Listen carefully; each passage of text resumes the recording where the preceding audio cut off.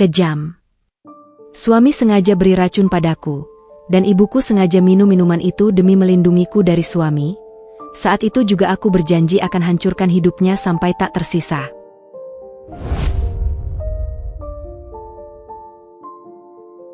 Halo Bunda semuanya. Semoga Bunda dalam keadaan sehat dan bahagia ya.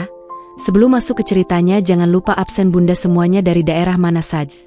Yang sudah subscribe saya doakan semoga rezekinya lancar ya. Udara malam bulan Agustus di Jakarta terasa hangat, membawa aroma mawar dan champagne yang mahal. Aula ballroom hotel bintang 5 itu bermandikan cahaya kristal, memantulkan kilau gaun satin dan tuxedo elegan. Ini adalah malam puncak dari kebahagiaan yang konon telah terukir selama 5 tahun, perayaan ulang tahun pernikahan Risa dan Arga. Risa berdiri di podium kecil, lengan kirinya bertaut erat pada lengan suaminya. Gaun putih tulang yang memeluk tubuhnya adalah hadiah kejutan dari Arga. Di usianya yang ke-29, Risa merasa hidupnya adalah sebuah kanvas yang nyaris sempurna, dilukis dengan warna-warna kemewahan, kesetiaan, dan cinta yang seolah tak pernah lekang. Risa Maheswari, namanya mengandung arti ratu yang cantik, dan memang ia tampak seperti itu malam ini. Matanya yang coklat jernih bersinar, menanggapi setiap senyum dan ucapan selamat dari para tamu, yang sebagian besar adalah kolega penting Arga. Di sebelahnya, suaminya, Arga Baskara, adalah personifikasi sukses yang berjalan. Usianya 33 tahun, dengan postur tegap, rahang tegas, dan senyum yang selalu terukir simetris, senyum seorang pemenang. Arga adalah direktur utama Baskara Group, perusahaan properti dan investasi yang meroket dalam 3 tahun terakhir. Keberhasilan Arga seringkali diibaratkan sebagai meteor yang tiba-tiba melesat, meninggalkan jejak cahaya yang memukau. Ia berbicara dengan keanggunan seorang bangsawan modern, kata-katanya penuh percaya diri, tangannya selalu siap merangkul Risa di depan umum, seolah menegaskan, kami adalah pasangan sempurna. Terima kasih, semuanya. Suara Arga bergaung melalui mikrofon, 5 tahun ini terasa seperti terbangun dari mimpi indah.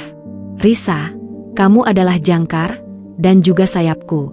Tanpamu, aku bukan siapa-siapa. Risa merasakan kehangatan saat Arga menoleh dan mencium keningnya. Para tamu bersorak, tepuk tangan riuh mengisi ruangan. Hati Risa dipenuhi gelombang kebahagiaan, merasakan validasi atas pilihan hidupnya. Setelah pemotongan kue, Arga beranjak sejenak untuk menyambut seorang kolega dari luar kota. Risa menggunakan kesempatan itu untuk mendekati ibunya, satu-satunya orang yang paling mengerti denyut nadinya. Bu Ratna, ibunda Risa, berusia 55 tahun. Ia tampil bersahaja namun anggun dalam balutan kebaya modern. Bu Ratna adalah seorang janda yang membesarkan Risa seorang diri dengan penuh kasih dan prinsip yang kuat. Di mata Risa, Bu Ratna adalah pilar kokoh yang tak pernah goyah. Bu Ratna selalu mengajarkan Risa untuk tidak hanya melihat keindahan permukaan, tetapi juga menyelami dasar kebenaran. Risa memeluk ibunya erat. Bagaimana, Bu? Indah, kan? Arga menyiapkan semuanya sendiri. Bu Ratna membalas pelukan Risa, namun ada sedikit jeda sebelum ia menjawab. Ia menatap putrinya dengan tatapan yang selalu penuh kasih. Tetapi kali ini, sedikit kabut kecemasan menyelimuti matanya yang teduh. Indah, nak. Sangat indah. Seperti yang kamu impikan, Bu Ratna mengusap pipi Risa lembut. Pernikahanmu sejauh ini sempurna, kan? Sempurna, Bu. Arga sangat mencintaiku. Bu Ratna tersenyum lagi, namun senyum itu terasa seperti tirai tipis yang menutupi kekhawatiran yang mendalam. Sempurna, ya? Syukurlah. Tapi nak, jangan pernah lengah. Dalam hidup, terutama pernikahan, kita harus selalu punya mata di belakang kepala. Jaga selalu dirimu. Arga memang baik, dia sukses, dia tampan, tapi janji surga bisa berubah jadi neraka kapan saja. Ibu hanya ingin kamu selalu bahagia, bahagia yang sejati, bukan hanya di permukaan. Kata-kata ibunya memang selalu terdengar seperti pepatah kuno, namun malam ini, suara Bu Ratna terdengar lebih menekankan. Risa mencoba menepis pikiran negatif itu. Ibu ini, jangan berpikir yang aneh-aneh. Kami baik-baik saja. Risa terkekeh, meski dalam hati ia merasa sedikit terganggu dengan nada ibunya. Saat mereka sedang berbincang, Risa melihat Arga di seberang ruangan. Arga sedang berjabat tangan dengan seorang pria paruh baya yang tampak asing.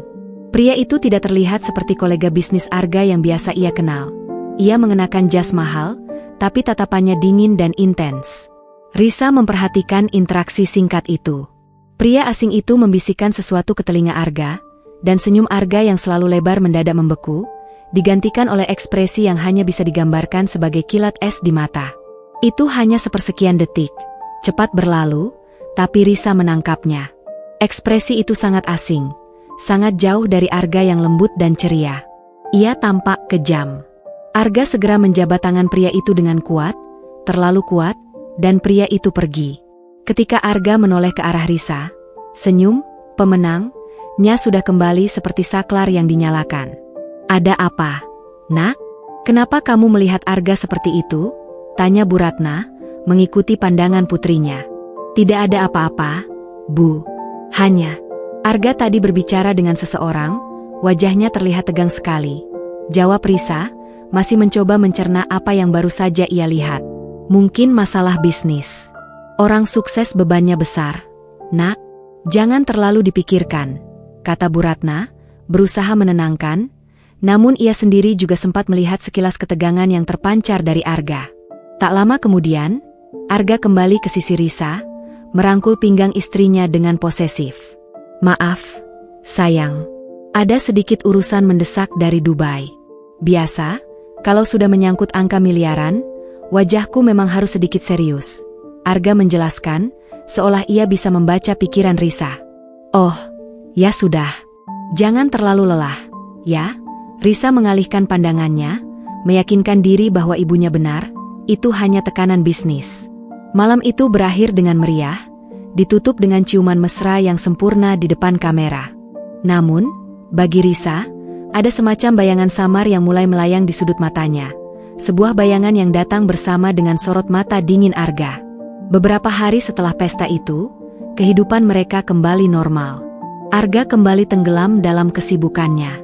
Risa, seorang mantan desainer interior yang kini fokus mengurus rumah dan yayasan amal, mulai merasakan adanya perubahan halus yang sulit diuraikan. Perubahan itu dimulai dengan kebiasaan baru Arga.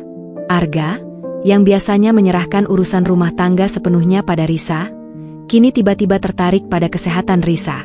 Suatu pagi, di meja sarapan, Arga menyajikan 2 cangkir teh yang berbeda. Sayang, ini teh herbal spesial. Aku dapat resep dari seorang ahli kesehatan di Swiss. Katanya ini bagus untuk membersihkan darah dan meningkatkan energi. Rasanya memang sedikit pahit, tapi khasiatnya luar biasa, kata Arga, mendorong cangkir beraroma rempah kuat itu ke hadapan Risa. Risa mencium aromanya. Benar, ada bau pahit yang dominan. Kenapa tiba-tiba kamu tertarik pada teh herbal aneh begini, Arga? Aku lebih suka teh melati biasa. Risa mengeluh manja. Arga tersenyum lembut, tapi Risa menangkap desakan aneh dalam nada suaranya. Desakan yang sama yang ia rasakan saat Arga memintanya untuk menandatangani beberapa dokumen penting perusahaan bulan lalu, yang katanya hanya prosedur standar. Aku hanya ingin istrimu ini sehat sempurna. Sayang, kamu tahu, aku ingin kita menua bersama. Jangan begitu, demi aku, ya? Minumlah sedikit demi sedikit setiap hari. Aku sendiri yang akan meraciknya khusus untukmu. Arga mengambil cangkir Risa dan mendekatkannya ke bibir Risa, memaksanya menyesap sedikit. Risa menurut. Rasanya memang sangat aneh. Ada rasa sepat dan pahit yang tertinggal di lidah. Ia menghabiskan setengah cangkir untuk menyenangkan suaminya. Keanehan kedua terjadi saat Risa menerima panggilan dari pengacara kakeknya. Risa adalah pewaris tunggal atas aset-aset properti dan saham kakeknya, yang baru bisa ia akses sepenuhnya dalam waktu 6 bulan, setelah semua prosedur hukum selesai. Warisan besar yang jumlahnya mencapai puncak gunung es kekayaan. Saat Risa menceritakan kabar gembira ini kepada Arga, reaksi Arga sangat luar biasa. Ia memeluk Risa, memutarnya, dan menciuminya bertubi-tubi. Astaga, sayang, ini kabar fantastis. Kau memang pembawa keberuntungan, cintaku. Ini akan membuat langkah bisnis kita semakin kuat, seru Arga penuh semangat. Namun, di tengah luapan kebahagiaan itu, Risa melihat lagi sorot mata yang sedikit berubah, Mata yang bukan hanya memancarkan cinta, melainkan juga perhitungan, seperti seorang marketer yang baru saja memenangkan proyek besar. Sekali lagi, itu cepat berlalu, ditutup oleh ciuman dan tawa keras Arga. Setelah itu, Arga semakin protektif. Ia memastikan Risa minum teh herbal itu setiap pagi tanpa terlewat. Ia akan selalu bertanya, "Sudah minum tehmu, sayang?" dengan nada yang terdengar seperti perintah terselubung. Sore menjelang senja, Bu Ratna datang berkunjung. Ia memperhatikan wajah Risa yang sedikit pucat. "Kamu sakit, Nak? Wajahmu tidak segar akhir-akhir ini?" tanya Bu Ratna khawatir. "Tidak, Bu. Aku baik-baik saja. Hanya sedikit lemas," jawab Risa sambil menguap. "Mungkin karena teh herbal yang Arga berikan. Katanya ini menyehatkan, tapi aku malah sering merasa mual dan lemas." Bu Ratna mengerutkan kening. Ia mengamati Arga yang sedang berbicara di telepon di teras. "Sejak kapan kamu minum teh itu?" "Sudah hampir 2 minggu. Arga meraciknya sendiri. Dia bilang, "Demi kesehatanku." Risa mengangkat bahu, menganggapnya hal biasa. Tiba-tiba, mata Bu Ratna tertuju pada sebuah kotak kayu kecil yang tersembunyi di dalam laci meja kerja Arga yang terbuka sedikit. Itu adalah kotak yang sangat rahasia. Ketika Arga sempat berbalik memunggunginya saat mengambil air minum, naluri seorang ibu yang mencium bahaya langsung mendorong Bu Ratna. Dengan cepat, ia mendekati meja itu. Bu Ratna berhasil membuka kotak itu dan jantungnya seakan berhenti berdetak. Di dalamnya terdapat sebuah botol kecil, tertulis label asing, dan beberapa lembar resep yang tampak seperti tulisan tangan seorang apoteker, bukan ahli herbal biasa. Di sebelahnya, ada lembaran fotokopi dokumen transfer dana yang sangat besar ke rekening atas nama orang asing. Saat Arga membalikkan badan, Bu Ratna langsung menutup laci itu tanpa sempat membaca detailnya. Ia kembali duduk di sofa, jantungnya berdebar kencang, berusaha menormalkan napasnya. "Ada apa, Bu? Kamu terlihat pucat," tanya Arga, matanya menyipit sedikit, seolah meneliti. "Tidak, Nak, hanya lelah. Senang melihat kalian bahagia." Bu Ratna memaksakan senyum, namun di dalam hatinya, sebuah alarm bahaya telah berbunyi nyaring, memekakkan telinga. Bu Ratna merasakan firasat buruk yang sangat kuat, seperti awan mendung yang gelap, siap menumpahkan badai yang menghancurkan. Ia berjanji pada dirinya sendiri, ia akan menyelidiki apapun yang disembunyikan menantunya yang sempurna itu, demi keselamatan putri tunggalnya. Ini bukan lagi tentang kecurigaan ringan. Ini adalah tentang hidup dan mati. Dan malam itu, Bu Ratna pergi dengan membawa beban rahasia yang ia yakini dapat menghancurkan kebahagiaan palsu putrinya, namun ia belum tahu bagaimana cara membuktikannya. Ia hanya tahu, ia harus mendapatkan kebenaran dari botol kecil dan dokumen aneh itu sebelum terlambat. Setelah kepulangannya dari rumah Risa, benak Bu Ratna serasa dipenuhi serpihan kaca tajam. Ia tidak bisa tidur nyenyak. Senyum palsu Arga dan mata dinginnya terputar ulang di kepalanya, diselingi bayangan kotak kayu rahasia di laci. Firasatnya, yang selama ini jarang meleset, kini berteriak memperingatkan bahaya. Keesokan paginya, Bu Ratna memutuskan untuk bertindak. Ia adalah seorang ibu, dan seorang ibu adalah mata elang yang mampu melihat ancaman di balik padang rumput yang tampak damai. Ia menghubungi seorang kenalan lama, seorang pensiunan apoteker forensik bernama Pak Tirtayasa. Bu Ratna menceritakan tentang teh herbal yang dikonsumsi Risa setiap hari, lengkap dengan aroma aneh yang pernah ia cium. "Pak Tirta, saya mohon. Ini tentang nyawa putri saya. Arga, menantu saya, tiba-tiba mewajibkan Risa minum teh herbal yang aneh. Saya tidak percaya itu hanya teh biasa." Suara Bu Ratna bergetar di telepon. Pak Tirtayasa, dengan suara tenang khas orang tua yang bijaksana, menjawab, "Jangan panik, Ratna. Kalau memang hanya teh herbal, paling hanya membuat mual. Tapi, jika kecurigaanmu sekuat itu, ambil sampelnya. Sedikit saja, dan bawa ke tempat saya. Kita akan uji di laboratorium mini saya. Jangan sampai Arga tahu sedikit pun." Tugas Bu Ratna kini menjadi seorang mata-mata di rumah putrinya sendiri. Beberapa hari berikutnya, Risa dan Arga sibuk dengan urusan masing-masing. Risa disibukkan dengan yayasan amalnya, sementara Arga semakin larut dalam urusan bisnis besar setelah kabar warisan Risa semakin dekat cair. Risa tidak menyadari, ia kini berjalan di atas kawat tipis di ketinggian, sementara suaminya memegang kendali keseimbangannya. Pagi itu, Risa sedang bersiap untuk rapat yayasan. Arga seperti biasa, sudah menyiapkan teh herbal di meja makan. Tehnya masih hangat. Sayang, jangan lupa dihabiskan ya, sebelum dingin. Kamu harus punya energi penuh untuk rapat amal itu. Arga mengingatkan sambil membenarkan dasinya di depan cermin. Iya, Arga. Ini akan kuminum, jawab Risa, meraih cangkir itu. Rasanya hari ini lebih pahit dari biasanya, seolah ada pasir kasar yang tersisa di dasar lidahnya. Arga mengambil kunci mobilnya. Aku berangkat dulu, ya. Ada meeting dengan investor penting. Mungkin pulang agak larut. Jaga dirimu, cintaku. Arga mencium kening Risa dengan cepat dan pergi. Kesempatan emas.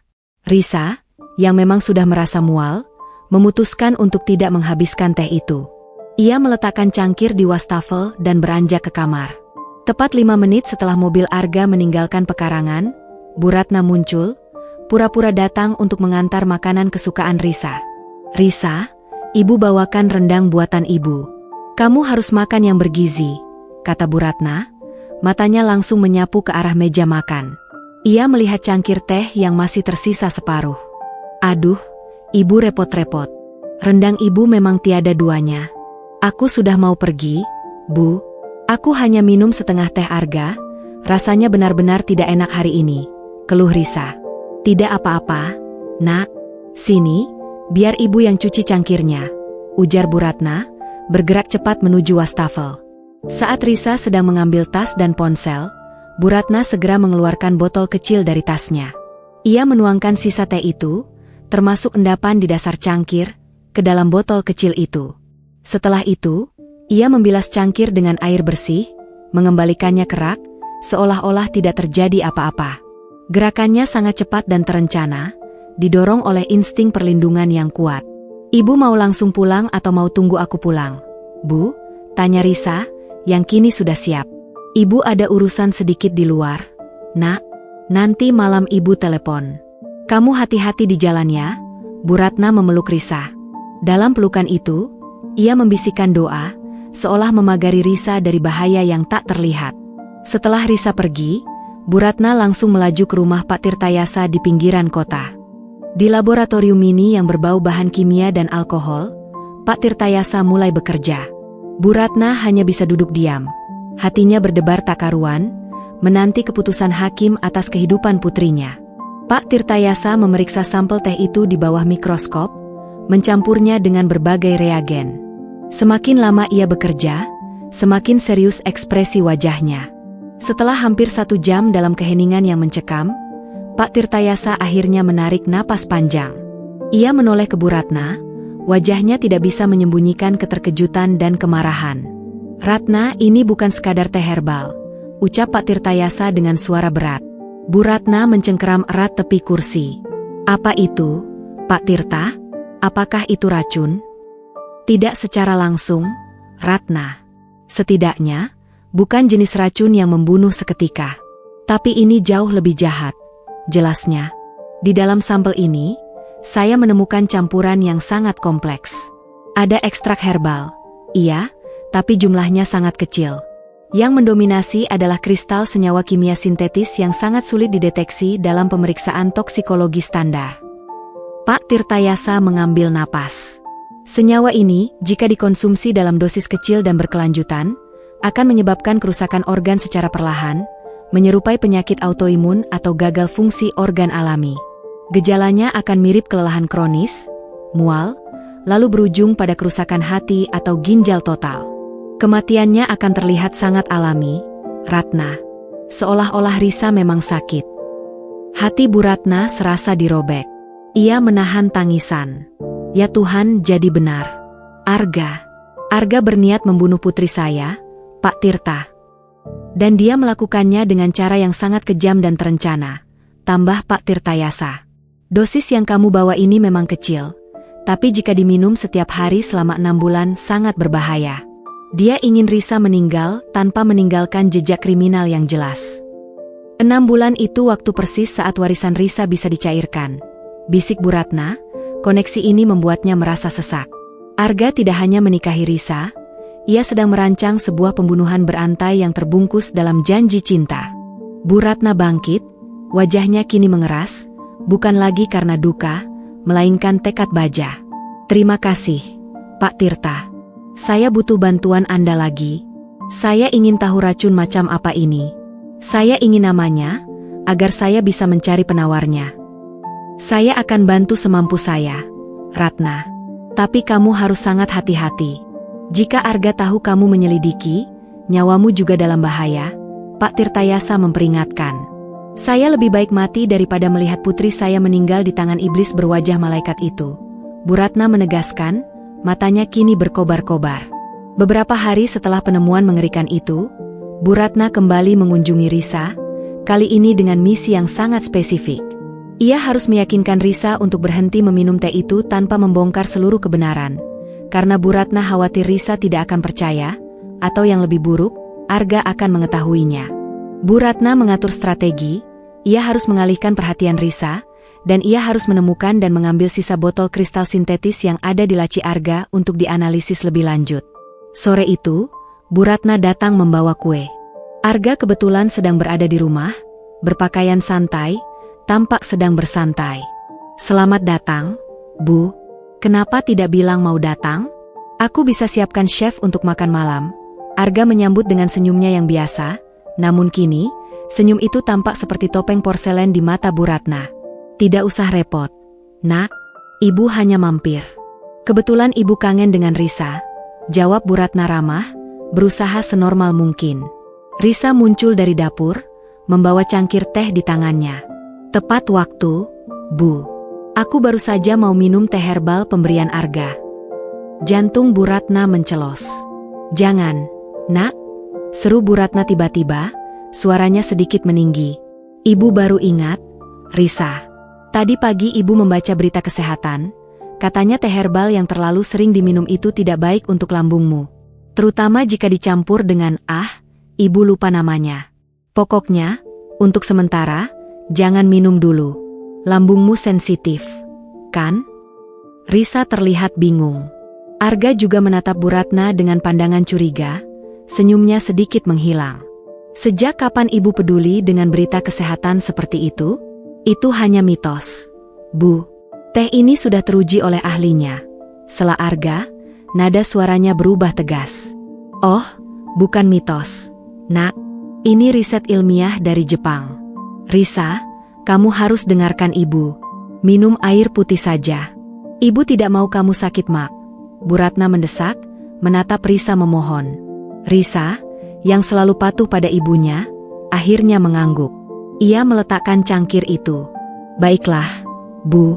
Aku tidak akan minum lagi untuk sementara. Aku juga sudah merasa sedikit mual akhir-akhir ini. Arga tertawa pelan, tapi matanya memancarkan kekesalan yang tersamar. Terserah kalian para wanita. Tapi ingat, sayang, kalau kamu sakit, jangan salahkan aku. Aku sudah berusaha memberikan yang terbaik. Bu Ratna merasakan kemenangan kecil yang getir. Ia berhasil menghentikan dosis harian Risa. Saat Arga pergi ke ruang kerjanya untuk mengambil laptop, Bu Ratna memberikan isyarat pada Risa. Risa, ibu perlu bicara empat mata denganmu di kamar. Ada hal penting soal yayasanmu yang ibu lupa sampaikan, bisik Bu Ratna. Risa mengangguk, dan mereka berdua naik ke kamar. Begitu pintu tertutup, Bu Ratna langsung bergerak. Cepat, Nak. Ibu harus tahu di mana Arga menyimpan barang-barang pentingnya. Apakah ada laci yang bisa ibu buka? Laci mana, Bu? Ada banyak. Tapi Arga punya laci rahasia di lemari pakaiannya. Dia selalu menguncinya. Risa menunjuk ke sudut lemari. Kuncinya ada di mana? Biasanya dia simpan di balik bingkai foto kami di Nakas. Tapi, Bu, ada apa? Kenapa ibu begitu terburu-buru? Risa mulai panik melihat kegelisahan ibunya. SST. Jangan banyak tanya, Nak. Ikuti saja kata ibu. Ibu hanya memastikan sesuatu. Percayalah pada ibu. Bu Ratna mengambil kunci kecil yang tersembunyi. Mereka berdua bekerja dalam senyap, seperti dua pencuri di rumah mereka sendiri. Bu Ratna membuka laci rahasia itu, dan di dalamnya, ia melihat kotak kayu kecil yang sama. Ia meraih botol kecil berlabel aneh itu, dan sebuah dokumen transfer dana, yang menunjukkan pembayaran besar ke rekening anonim. Saat Bu Ratna memasukkan barang-barang itu ke dalam tas kecilnya, tiba-tiba mereka mendengar langkah kaki Arga menuju kamar. "Risa, kamu di mana? Aku butuh bantuanmu mencari flash drive." Suara Arga terdengar di lorong. Bu Ratna segera menutup laci itu, mengunci kembali, dan meletakkan kunci di tempat semula. Mereka berdua duduk di tempat tidur, mencoba menormalkan napas mereka. Arga masuk ke kamar, tatapannya tajam. Ia melihat Bu Ratna dan Risa yang tampak tegang. "Kalian sedang membicarakan apa? Sejak kapan membicarakan yayasan harus sampai di kamar dan berbisik-bisik?" tanya Arga, nada suaranya penuh selidik. "Oh, tidak ada apa-apa, Nak. Aku meminta Risa untuk mengurangi tekanan pekerjaan." Dia tampak lelah. Bu Ratna menjawab tenang, memeluk Risa erat, seolah-olah perannya sebagai ibu adalah tameng bagi kebohongan yang baru saja ia ciptakan. Arga menatap keduanya dengan mata yang seolah bisa menembus dinding. Ia tidak sepenuhnya yakin, tapi ia memutuskan untuk melepaskannya. "Baiklah. Risa, tolong bantu aku mencari flash drive yang hilang. Aku harus segera pergi," perintah Arga, lalu ia membalikkan badan menuju ruang kerjanya. Bu Ratna menahan napas sampai pintu itu tertutup. Ia kini memegang bukti yang akan menjadi pedang bermata dua, pedang yang bisa menyelamatkan nyawa putrinya, atau justru mengundang bencana bagi mereka berdua. Ia tahu, dengan bukti ini, ia sudah melintasi batas, dan tidak ada jalan untuk kembali. Ia harus bergerak cepat, sebelum Arga menyadari bahwa tehnya tidak lagi diminum, atau laci rahasianya telah disentuh. Bu Ratna tahu, saatnya untuk mengungkap kebenaran di balik topeng kesempurnaan Arga sudah tiba. Ia harus memecahkan kode rahasia yang tertera pada botol kristal itu, dan ia tahu kemana ia harus pergi, kembali ke Pak Tirtayasa. Malam itu, Bu Ratna pergi dengan tas yang berisi bom waktu. Sementara Risa, tanpa sadar, baru saja terhindar dari dosis racun yang seharusnya menjadi bekal tidurnya malam ini. Risa masih percaya pada Arga, namun di luar pengetahuannya, ibunya kini telah menjadi prajurit tunggal yang siap bertempur melawan kejahatan yang tersembunyi. Perasaan mendesak seperti dikejar bayangan maut kini menjadi teman setia Bu Ratna. Setelah berhasil mengambil sampel bubuk kristal dari laci Arga, ia segera kembali ke laboratorium mini Pak Tirtayasa. Langkah kakinya lebih cepat, matanya lebih waspada.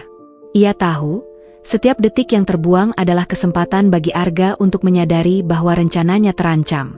Pak Tirtayasa, melihat Bu Ratna yang datang tergesa-gesa dengan membawa botol kecil berisi bubuk kristal murni, langsung tahu bahwa situasinya telah meningkat dari kecurigaan menjadi konfrontasi yang nyata.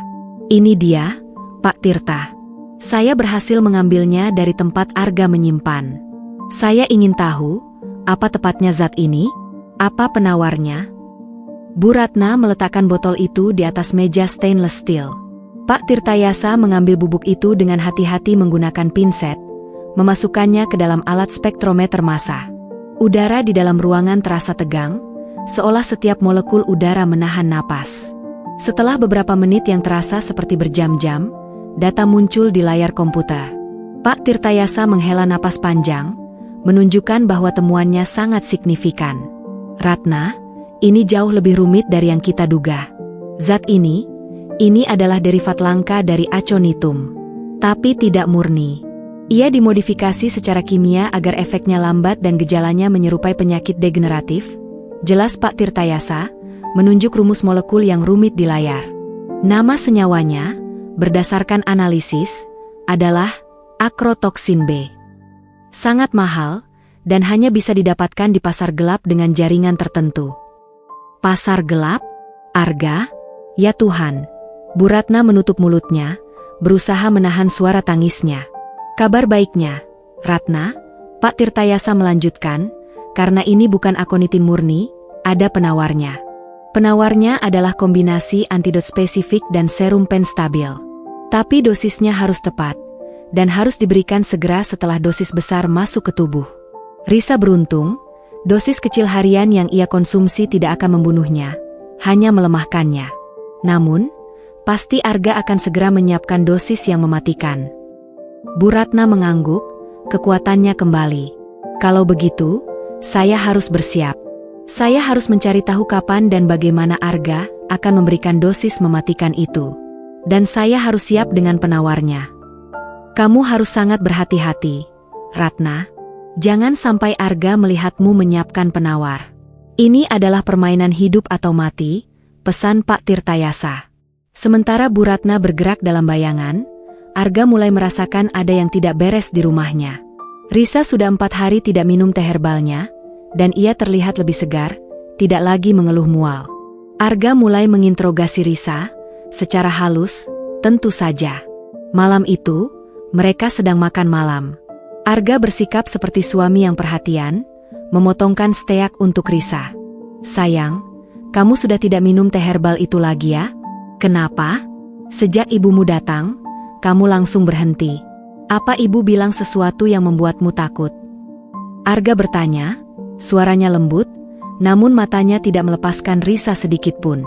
Risa, yang tidak tahu apa-apa selain kekhawatiran ibunya tentang lambung, menjawab santai. Iya, Arga. Ibu khawatir lambungku, katanya teh yang terlalu pekat tidak baik. Lagi pula, aku memang merasa lebih baik sekarang. Aku janji, kalau aku merasa lemas lagi, aku akan minum. Risa meyakinkannya, tanpa menyadari bahwa setiap kata yang ia ucapkan adalah untayan jerami yang membuat rencana Arga goyah. Arga tersenyum, senyum yang tidak sampai ke matanya. Tentu, sayang, ibu memang selalu berlebihan dalam mengkhawatirkanmu. Tapi ini untuk kebaikanmu. Besok, aku akan membuatkanmu minuman jus buah yang lebih segar dan kaya vitamin. Itu lebih baik daripada teh herbal yang pahit itu, kan? Risa tersenyum senang. Tentu, Arga, jus buah? Itu kedengarannya jauh lebih enak. Bu Ratna, yang kebetulan menelepon Risa setelah makan malam, mendengarkan percakapan itu dari kejauhan. Jus buah? Ia tahu Arga tidak akan menyerah begitu saja. Pengalihan dari teh ke jus adalah sinyal bahaya baru. Arga pasti akan memasukkan dosis mematikan itu ke dalam jus yang terlihat lebih polos dan tidak mencurigakan. Kecurigaan Bu Ratna memuncak. Ia tahu ia tidak bisa hanya menunggu Arga bertindak. Ia perlu informasi, dan informasi itu harus datang dari sumber yang sangat rahasia. Bu Ratna teringat, saat ia melihat kotak kayu rahasia di laci Arga, ia juga melihat sebentar dokumen transfer dana besar ke rekening anonim.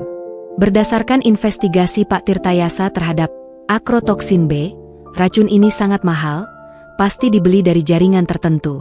Bu Ratna mengatur pertemuan rahasia di sebuah taman yang sepi dengan seorang detektif swasta yang pernah ia gunakan jasanya beberapa tahun lalu. Ia memberikan informasi transfer dana itu, meminta detektif itu melacak penerima uang yang menyediakan racun. Saat Bu Ratna menunggu laporan, ia merasa tekanan waktu semakin mencekiknya. 2 hari kemudian, sore menjelang malam, Bu Ratna sedang menyirami bunga di pekarangan rumahnya. Tiba-tiba, ia mendengar suara motor berhenti di depan gerbang. Seorang pria asing, mengenakan jaket kulit dan helm full face, turun dari motor. Posturnya tinggi dan tegap, tampak seperti pria bisnis yang menyamarkan diri. Pria itu menoleh ke kanan dan kiri, memastikan tidak ada yang melihat, lalu berjalan mendekati pagar Bu Ratna. Bu Ratna terkejut, namun ia tetap tenang, memegang selang air seolah itu adalah satu-satunya senjata yang ia miliki. Pria itu tidak berbicara. Ia hanya mengeluarkan sebuah flash drive kecil berwarna hitam dari saku jaketnya. "Tolong, Bu," suara pria itu berbisik cepat, berat, dan terdengar mendesak. "Jaga putri Anda. Ini kode rahasia untuk membuka matanya." Arga sedang terburu-buru. Dia akan memberikan dosis besar dalam minuman yang mudah dicerna. Jangan sampai Arga tahu Anda mendapat ini. Dia sedang merencanakan sesuatu yang jauh lebih besar dari sekadar warisan. Ini menyangkut hidup dan matinya Risa, dan banyak orang lain. Percayalah pada isyarat yang saya berikan. Pria itu melemparkan flash drive itu ke halaman. Bu Ratna, dengan tangan gemetar, menangkapnya. Pria itu lantas cepat berlalu, motornya melaju kencang meninggalkan jejak suara yang memudar. Bu Ratna menggenggam flash drive itu erat. Hatinya dipenuhi campuran ketakutan dan harapan. Siapa pria ini? Kenapa ia membantu? Dan apa maksud dari isyarat yang ia berikan? Ia segera masuk ke dalam rumah, mengunci pintu, dan memasang flash drive itu di laptop lamanya. Isinya adalah beberapa berkas dokumen dan satu file audio. Dokumen-dokumen itu adalah bukti transaksi keuangan besar. Proyek-proyek properti Baskara Group yang ternyata dijalankan dengan suap dan manipulasi izin. Semuanya ditandatangani oleh Arga. Namun yang paling mengejutkan adalah file audio. Bu Ratna menekan tombol play. Rekaman itu adalah percakapan Arga dengan suara yang berbeda dari Pak Tirtayasa. Arga, saya mau dia hilang sebelum bulan depan. Proyek warisan itu harus cair ke rekening saya. Racun yang baru ini, apakah benar-benar tidak terdeteksi? Suara lain, dingin, sedikit serak, tenang, Tuan. Ini adalah dosis besar, dosis tunggal yang mematikan. Gejalanya akan mirip stroke atau serangan jantung mendadak. Hanya saja, Tuan, ingat kode kesepakatan kita. Jika terjadi sesuatu pada proyek lama, satu isyarat saya, dan segalanya bisa batal. Arga, sialan. Aku sudah bayar mahal. Jangan mengancam. Proyek lamamu sudah hancur. Tidak ada yang bisa kau lakukan. Bu Ratna menyimpulkan, pria misterius ini, yang entah siapa dia, adalah salah satu pemasok racun Arga, atau setidaknya seseorang yang memiliki hubungan dengan jaringan Arga. Dan ia kini sedang berseteru dengan Arga. Ini bukan hanya tentang pembunuhan Risa, tapi juga persaingan bisnis yang kotor. Arga telah mengkhianati mitra lamanya. Yang menarik adalah kata-kata pria itu, satu isyarat saya, dan segalanya bisa batal. Apakah ini yang dimaksud dengan isyarat yang disampaikan pria misterius di gerbang? Bahwa ia akan memberikan petunjuk kepada Bu Ratna untuk membatalkan rencana Arga? Bu Ratna menyadari bahwa ia baru saja menerima bantuan dari musuh di balik layar Arga. Ia harus memanfaatkan celah ini. Keesokan harinya, Bu Ratna memutuskan untuk kembali ke rumah Risa. Kali ini, ia berpura-pura ingin memasak makan siang untuk Risa dan Arga.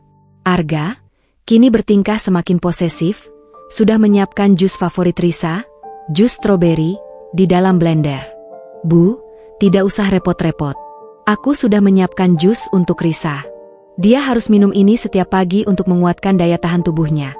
Kata Arga, senyumnya begitu meyakinkan, namun di mata Bu Ratna, jus itu terlihat seperti nektar kematian. Oh, terima kasih, Nak. Tapi ibu lihat tadi di kulkas, stroberinya sudah kurang segar. Biar ibu yang buatkan jus yang lebih segar, ya? Ibu akan tambahkan madu murni.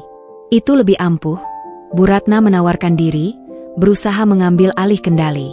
Arga sedikit ragu, alisnya terangkat. Tidak usah, Bu. Aku sudah mencampur jus ini dengan vitamin khusus. Lebih baik ini saja. Risa, sayang, ayo minum jusnya sebelum es batunya mencair. Risa hendak meraih gelas jus di meja. Tiba-tiba, Bu Ratna menjatuhkan serbet meja makan ke lantai, tepat di depan kaki Arga. Aduh, serbetnya kotor. Arga, tolong ambilkan serbet yang baru di laci bawah, pinta Bu Ratna, suaranya sedikit panik. Arga mendengus kesal, tapi karena Risa sudah siap minum jus, ia tidak punya pilihan selain menuruti permintaan ibunya. Saat Arga membalikkan badan, Bu Ratna bergerak cepat ke meja makan. Ia melihat jus stroberi di gelas Risa, yang berwarna merah pekat, tidak jauh berbeda dengan jus biasa. Namun, di tengah jus, ia melihat ada sesuatu yang kecil dan gelap, berukuran seperti sebutir biji chia, yang bergerak samar di dasar gelas. Itu adalah isyarat. Bu Ratna teringat kata-kata pria misterius itu, percayalah pada isyarat yang saya berikan. Dalam sepersekian detik, ia menyimpulkan, biji hitam itu bukanlah biji stroberi, tapi mungkin adalah kapsul akrotoksin B yang sengaja diberi lapisan gelap agar terlihat seperti biji buah, dan sengaja dibuat terlihat di tengah jus untuk memberikan isyarat pada siapapun yang melihatnya secara dekat, yaitu Bu Ratna. Pria misterius itu, entah bagaimana, telah memodifikasi racun yang akan diberikan Arga. Bu Ratna meraih gelas itu, suaranya sedikit parau. Risa, ibu sudah lupa. Kamu tidak boleh minum jus dingin pagi-pagi, Nak. Lambungmu. Bu, aku baik-baik saja.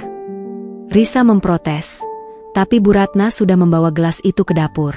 Arga kembali dengan serbet baru, wajahnya kesal. Kenapa dibawa ke sana? Bu, Risa harus minum itu. Aku akan menghangatkannya sedikit.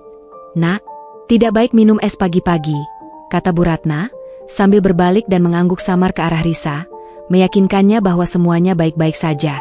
Bu Ratna tahu, ini adalah dosis mematikan. Dan Arga akan membunuh Risa hari ini. Ia memegang bukti racun dan rekaman audio Arga. Ia harus bertindak. Bu Ratna menoleh pada Arga. Ia kini memasang senyum yang tulus. Senyum pengorbanan yang sudah ia putuskan. Arga, nak, ibu sudah haus. Ibu akan minum jus ini, ya? Ibu butuh vitamin juga, kata Bu Ratna. Sebelum Arga sempat bereaksi, sebelum Risa sempat mencegahnya, Bu Ratna mengangkat gelas berisi jus stroberi beracun itu dan meneguknya sekali tegukan, seolah-olah ia sedang minum air kehidupan. Risa hanya bisa mematung karena terkejut. Arga, yang tadinya marah, kini wajahnya membeku, menunjukkan keterkejutan murni yang tidak bisa ia tutupi, sebuah kilasan kengerian karena rencananya berantakan. Bu, seru Risa, terkejut. Bu Ratna hanya tersenyum samar. Senyum yang terakhir dan paling tulus yang ia berikan pada putrinya. Detik berikutnya, tubuhnya ambruk ke lantai, kejang-kejang, meninggalkan gelas kosong dan aroma stroberi yang kini terasa seperti aroma kematian. Kematian Bu Ratna adalah perisai terakhir Risa, dan juga pelatuk yang akan memulai badai pembalasan. Risa berteriak histeris, dan Arga, yang kini tampak panik, berlari ke arahnya, namun di matanya, Bu Ratna hanya melihat kemenangan yang tersembunyi. Pengorbanan telah dilakukan, dan drama yang sesungguhnya baru saja dimulai. Kekacauan pecah di dapur mewah itu. Teriakan Risa adalah seruling pilu yang memecah keheningan sore. Di lantai keramik yang dingin, Bu Ratna tergeletak tak berdaya, tubuhnya menggigil dalam kejang yang mengerikan. Wajahnya yang damai kini pucat pasi, hanya ada sisa senyum pengorbanan yang samar. Ibu, ada apa, Bu? Risa berlutut di samping ibunya, air matanya tumpah ruah membasahi lantai. Ia mencoba memeluk ibunya, namun sentuhan itu terasa panas dan asing. Arga berdiri terpaku sejenak, wajahnya menunjukkan campuran sempurna antara panik palsu dan kemenangan yang cepat ia sembunyikan. Matanya yang tadi sempat memancarkan keterkejutan kini segera berubah menjadi wajah suami yang sedang menghadapi tragedi tak terduga. Panggil ambulans. Cepat, Arga. Panggil ambulans.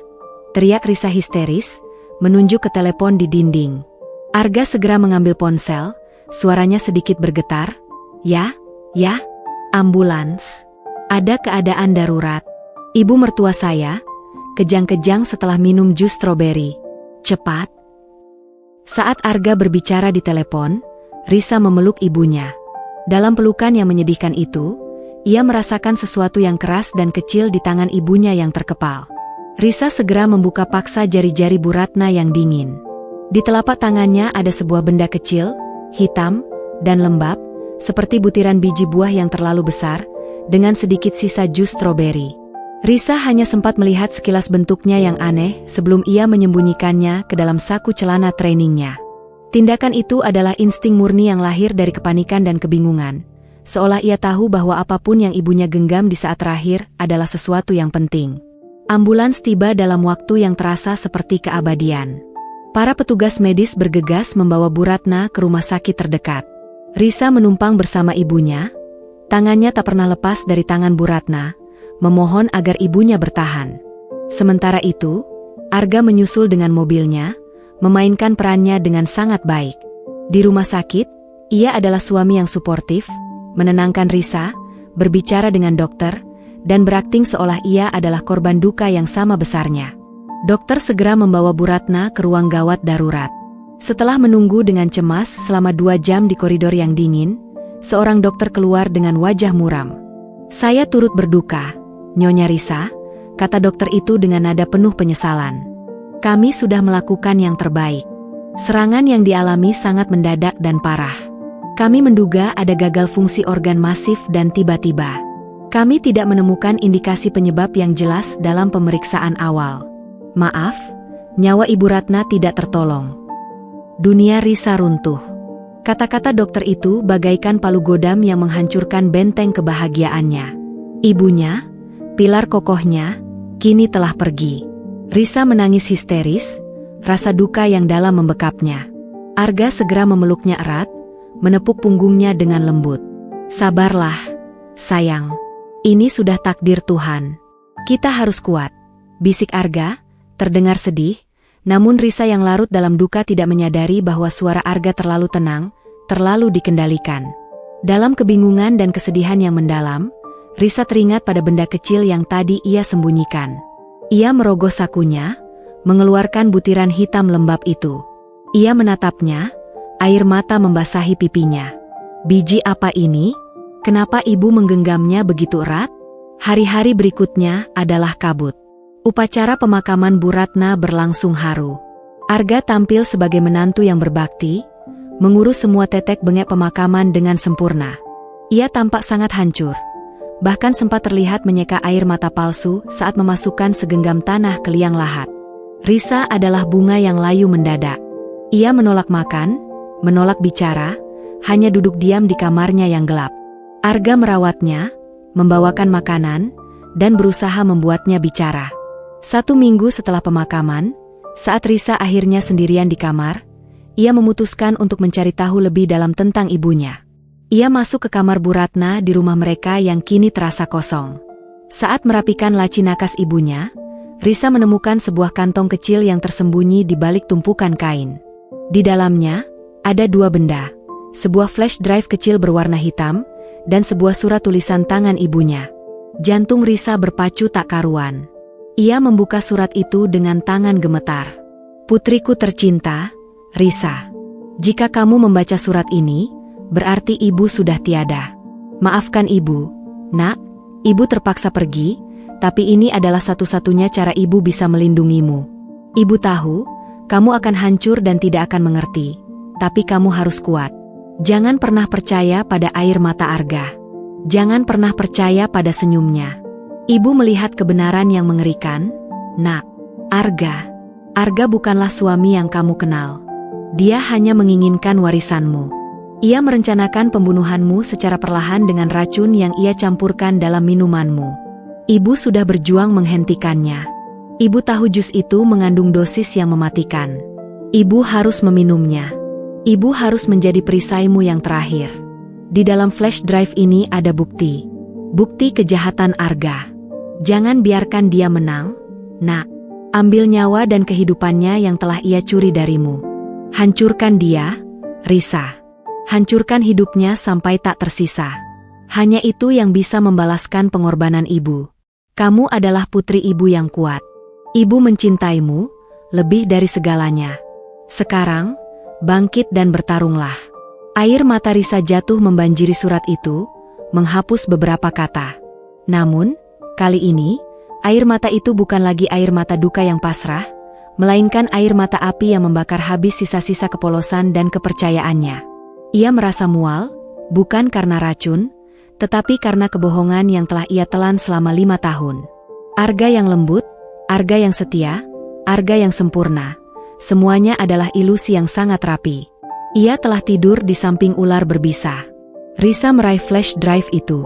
Tangannya tidak lagi gemetar, kini terasa dingin dan penuh tekad. Ia memasukkannya ke laptopnya. Di dalamnya, ia menemukan file-file yang telah dilihat Bu Ratna. Bukti transfer dana besar, dokumen suap, dan yang paling mengguncang, rekaman suara Arga yang sedang berbicara dengan seseorang, membahas aset berharga, dan cara menghilangkan masalah. Arga, dari rekaman audio, ingat, racun itu harus yang tidak meninggalkan jejak, yang kelihatannya seperti penyakit biasa. Saya mau dia meninggal dengan tenang, dan saya mendapatkan asetnya tanpa dicurigai. Suara lain, tenang, Tuan. Racun ini khusus.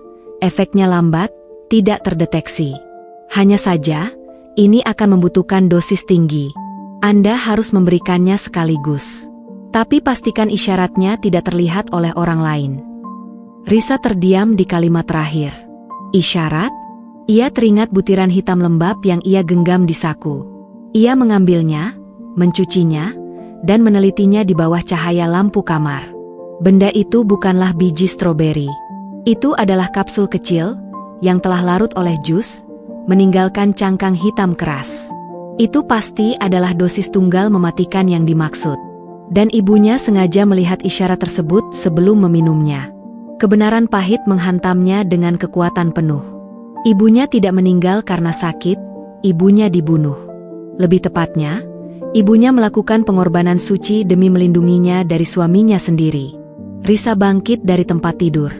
Wajahnya yang pucat kini dihiasi dengan ekspresi yang keras, dingin, dan mematikan.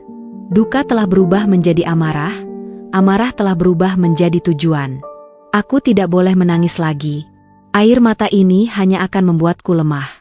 Ia keluar dari kamar.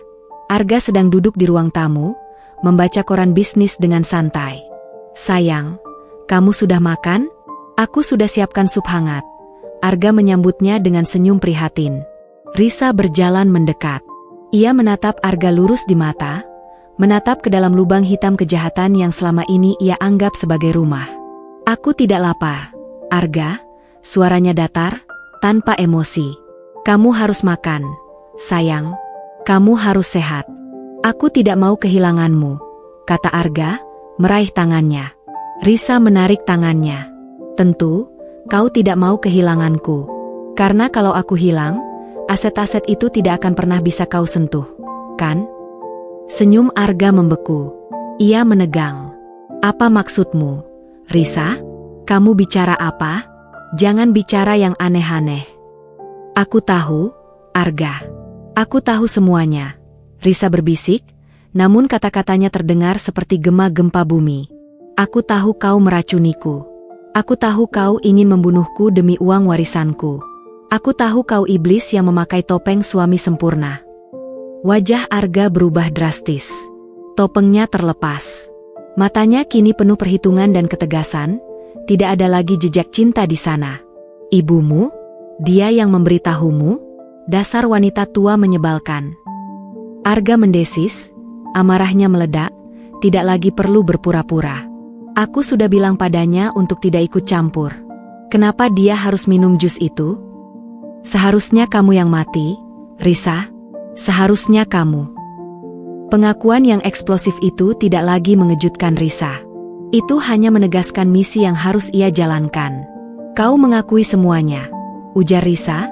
Suaranya kini kembali tenang, menakutkan, seperti permukaan danau beku yang menyimpan arus kuat di bawahnya. Kau meracuniku, dan kau membunuh ibuku. Aku tidak membunuhnya. Dia sendiri yang meminumnya. Itu bukan salahku. Arga membela diri, namun ia sadar bahwa ia telah terjebak. Ia mendekati Risa, berusaha meraihnya. Dengarkan aku, sayang. Kita bisa memutarbalikkan fakta ini. Kita bisa bilang ibu memang sakit. Risa mundur selangkah. Sudah terlambat, Arga. Ibu sudah melindungi hidupku. Sekarang giliranku yang memenuhi janjiku padanya. Ia menatap Arga dengan pandangan paling dingin yang pernah ia miliki. Kau hancurkan kebahagiaanku. Kau ambil nyawa ibuku. Kuhancurkan hidupmu sampai tak tersisa, Arga. Kau akan kehilangan semua yang kau cintai. Uang, reputasi, dan kebebasanmu. Dan aku akan menyaksikan semuanya. Arga tertawa sinis, tawa yang tidak berdasar. Kamu hanya wanita lemah. Apa yang bisa kamu lakukan? Aku punya uang, koneksi, dan pengacara terbaik. Kau punya masa lalu yang kotor dan seorang istri yang kini tahu semua rahasiamu, balas Risa. Ia berbalik, meninggalkan Arga yang berdiri mematung di tengah ruangan. Setelah konfrontasi meledak dengan Arga, suasana di rumah mewah mereka berubah menjadi ladang ranjau. Arga, yang menyadari Risa telah memegang kartu truf, menjadi tegang dan agresif. Risa, sebaliknya, menjadi sangat dingin dan kalkulatif. Mereka hidup dalam satu atap, namun di antara mereka terbentang jurang pengkhianatan yang tak teratasi. Risa tahu, ia tidak bisa mengandalkan polisi atau sistem hukum segera. Arga memiliki uang dan koneksi. Kejahatannya, percobaan pembunuhan dengan racun yang sulit dideteksi, membutuhkan bukti yang kuat, lebih dari sekadar rekaman suara yang bisa ia klaim dimanipulasi. Risa harus menghancurkan Arga dari akarnya, dan itu berarti melalui jalur bisnis dan reputasi. Malam itu, Risa mengunci diri di kamar kerjanya, menyalakan laptop, dan memutar rekaman suara yang ditinggalkan ibunya berulang kali. Ia membedah setiap kata, mencari celah. Ia fokus pada kalimat dari suara asing di rekaman, tapi pastikan isyaratnya tidak terlihat oleh orang lain. Dan ia teringat isyarat di gerbang yang disebutkan ibunya dalam surat. Risa memutuskan, langkah pertamanya adalah mencari tahu siapa pemilik suara asing yang menjual akrotoksin B itu, dan yang juga memberikan peringatan samar kepada ibunya. Ia teringat sebuah nama yang tercantum samar di salah satu dokumen transfer dana di flash drive ibunya, nama yang pernah Arga sebutkan beberapa tahun lalu dengan nada penuh kebencian, Dion Pranata. Dion adalah mantan rekan bisnis Arga. Mereka pernah membangun perusahaan bersama. Namun Arga tega menjatuhkan Dion demi mengambil seluruh saham perusahaan dan proyek-proyek besar. Setelah kehancuran bisnisnya, Dion menghilang dari peredaran. Risa menggunakan jaringan sosialnya yang luas, jaringan istri-istri pengusaha yang sering ia temui di acara amal, untuk mencari informasi tentang Dion. Ia berpura-pura ingin berinvestasi di perusahaan baru Dion. Setelah beberapa upaya rahasia, Risa mendapatkan kontak Dion. Ia mengirimkan pesan singkat, hanya berisi 3 kata yang ia yakini akan menarik perhatian Dion. Subjek, akrotoksin B isi, saya tahu Arga. Respon Dion datang dalam waktu kurang dari 5 menit. Dion, temui saya. Besok, Kafe Senja, pukul 3 sore. Jangan ada yang tahu. Keesokan sorenya, Risa pergi menemui Dion. Ia mengenakan pakaian kasual yang tidak mencolok, mencoba menyamarkan dirinya dari mata-mata Arga yang mungkin berkeliaran. Kafe Senja adalah tempat yang tersembunyi, cocok untuk pertemuan rahasia. Dion Pranata sudah menunggu. Ia tampak berbeda dari foto-foto lama yang Risa lihat. Usianya sekitar 35 tahun, wajahnya tegas, matanya memancarkan kecerdasan dan sedikit luka masa lalu. Ia mengenakan setelan gelap, tampak seperti profesional yang sangat berhati-hati. Saat Risa duduk, ia langsung mengeluarkan kapsul hitam kecil yang ibunya genggam di tangan, bukti fisik yang mengerikan. Anda Dion Pranata? Saya Risa Maheswari. Risa berujar, suaranya dingin dan tegas. Ia meletakkan kapsul itu di meja. Anda tahu apa ini? Dion menatap kapsul itu lama, lalu mengalihkan pandangannya ke mata Risa. Ia tidak terlihat terkejut. Saya tahu. Itu adalah akrotoksin B yang seharusnya mengakhiri hidup Anda, jawab Dion dengan suara datar, tanpa basa-basi. Saya turut berduka atas ibu Anda, Bu Ratna. Dia adalah wanita yang berani. Risa menatap Dion, mencoba mencari kebohongan di matanya, tetapi yang ia temukan hanyalah kejujuran yang pahit. Anda yang menjualnya kepada Arga. Lalu, Anda juga yang memberi ibu saya isyarat untuk menyelamatkan saya. Risa menyimpulkan, nadanya kini beralih dari tuduhan menjadi pencarian kebenaran. Mengapa? Kenapa Anda melakukan 2 hal yang saling bertentangan? Dion menyandarkan punggungnya ke kursi, mengambil jeda yang lama. Bu Risa, duduklah. Ini cerita yang panjang, dan ini menyangkut nyawa ibu Anda. Plot twist pertama Risa. Dion mulai menjelaskan. Arga telah menghancurkan saya 3 tahun lalu. Dia mencuri paten dan proyek properti terbesar saya. Saya bersumpah, saya akan menghancurkannya. Saya tahu dia gila harta dan akan menikahi Anda demi warisan. Saya menunggu momen yang tepat. Saya tahu Arga tidak akan menggunakan racun biasa. Dia akan mencari yang paling sulit terdeteksi. Saya, melalui jaringan lama saya, menawarkan racun itu padanya. Saya menjualnya, ya, tapi racun yang saya berikan bukan racun murni mematikan. Racun itu telah saya modifikasi di laboratorium rahasia saya. Risa terkejut. Maksud Anda? Ibu saya? Ya. Racun yang saya berikan kepada Arga adalah racun akrotoksin B yang efeknya lambat dan gejalanya terlihat mematikan, tetapi dosis yang saya masukkan ke dalam kapsul itu, sebenarnya bisa dinetralkan jika ditangani segera dengan antidot yang tepat. Dion menjelaskan, ia sengaja meninggalkan isyarat pada jus itu, yaitu kapsul hitam yang ia desain agar terlihat mencolok bagi mata yang awas, berlawanan dengan sifat racun akrotoksin B yang seharusnya tak terlihat. Ia juga sengaja membocorkan informasi awal kepada Bu Ratna melalui flash drive, informasi umum tentang niat Arga dan kode rahasia yang ia sebutkan dalam rekaman audio. Saya tahu ibu Anda adalah wanita yang cerdas. Dia melihat kapsul itu, dan ia melihat bahaya. Dia meminumnya, berharap kematiannya akan membuka mata Anda, sekaligus membatalkan rencana Arga karena target utama selamat. Risa, saya tidak bermaksud membunuh ibu Anda. Saya hanya menggunakan dia sebagai katalis yang kuat untuk menghentikan Arga. Dan saya sudah siap dengan rencana cadangan. Air mata Risa kembali menggenang, namun ini adalah air mata harapan yang menusuk. Anda bilang, bisa dinetralkan. Apakah itu berarti? Apakah itu berarti ibu masih? Ya, Risa. Ibunda Anda, Bu Ratna, masih hidup. Dia tidak mati. Saya telah mempersiapkan penawar yang dibawa oleh tim medis yang saya tugaskan. Begitu ambulans meninggalkan rumah Anda, tim saya mengambil alih penanganannya. Kami menyebar berita kematian palsu untuk menenangkan Arga. Saat ini, Bu Ratna berada di sebuah fasilitas medis rahasia, dalam keadaan koma, tapi stabil. Ia sedang dalam masa pemulihan intensif. Dion berbisik. Risa menutup mulutnya, menahan jeritan kelegaan dan rasa bersalah. Ibunya selamat.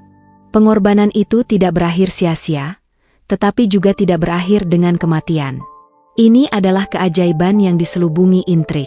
Kenapa Anda melakukan sejauh ini, Dion? Tanya Risa, suaranya tercekat. Bukan hanya dendam, Risa. Arga bukan hanya menghancurkan saya. Dia menggunakan uang kotor dari bisnis gelapnya, yang akan ia cuci melalui warisan Anda. Jika ia berhasil mendapatkan warisan itu, ia akan menjadi terlalu kuat. Saya ingin menjatuhkannya, dan saya butuh Anda, istri yang paling dekat dengan pusat keuangannya, untuk menghancurkan 3 pilarnya: reputasi, bisnis, dan kebebasan. Setelah mendengar kebenaran yang mengguncang dan kabar baik tentang ibunya, Risa mengambil keputusan. Ia berdiri tegak, tekadnya kini semakin kuat. Baik, Dion. Saya terima tawaran Anda. Saya ingin menghancurkan Arga sampai tak tersisa. Saya tidak akan menggunakan jalur hukum konvensional dulu. Saya ingin dia menderita secara finansial dan sosial. Saya ingin dia merasakan apa yang kami rasakan. Saya ingin dia hancur total, ujar Risa, matanya memancarkan badai yang tertunda. Dion tersenyum sinis. Bagus. Itu yang ingin saya dengar. Kita akan mulai dengan pilar pertama, bisnisnya. Dion mengeluarkan laptop dan memutar beberapa video dan dokumen. Saya menyimpan semua bukti skandal Arga. Mulai dari penggelapan pajak, pemalsuan izin konstruksi, hingga suap kepada pejabat tinggi. Semua ini bisa menjatuhkannya dalam semalam. Tetapi kita harus melakukannya dengan cerdas, seperti memukul sarang lebah dengan jarum, membuat kekacauan, tapi tidak meninggalkan sidik jari kita. Risa mengangguk. Saya punya akses ke semua rekening joint account dan hard copy dokumen perusahaan di rumah. Arga masih percaya saya adalah istri yang rapuh. Saya bisa bergerak bebas. Mulai malam ini, Risa, Anda bukan lagi istri yang berduka. Anda adalah mitra saya. Kita akan menjatuhkan Baskara Group, kata Dion, menatap Risa dengan penuh hormat. Mereka mulai menyusun rencana yang rumit dan berlapis. Risa akan bertindak sebagai jembatan data, mengambil semua salinan digital dan fisik yang Arga simpan. Dion akan menjadi operator lapangan, meretas sistem keuangan Arga dan menyebarkan informasi ke media, serta lembaga-lembaga yang tepat. Kita harus berhati-hati dengan ponsel dan laptop Anda, Risa. Arga pasti sudah memasang alat penyadap. Dion memperingatkan. Saya akan menggunakan ponsel lama saya, yang hanya diketahui oleh ibu. Dan kita akan bertemu di tempat-tempat yang sangat acak. Arga akan sibuk mengurus aset, dia tidak akan menyadari bahwa istrinya sudah berganti peran dari mangsa menjadi pemburu. Balas Risa. Risa kembali ke rumah dengan hati yang jauh lebih ringan, meskipun amarahnya masih membara. Mengetahui ibunya masih hidup adalah energi terbesar yang ia miliki. Ia harus merahasiakan ini, terutama dari Arga. Saat ia tiba di rumah, Arga sedang menonton berita. Ia tampak santai, seolah kematian Bu Ratna adalah sebuah babak yang sudah ditutup, dan kini ia hanya tinggal menunggu warisan Risa cair. Dari mana saja kamu? Sayang, aku khawatir.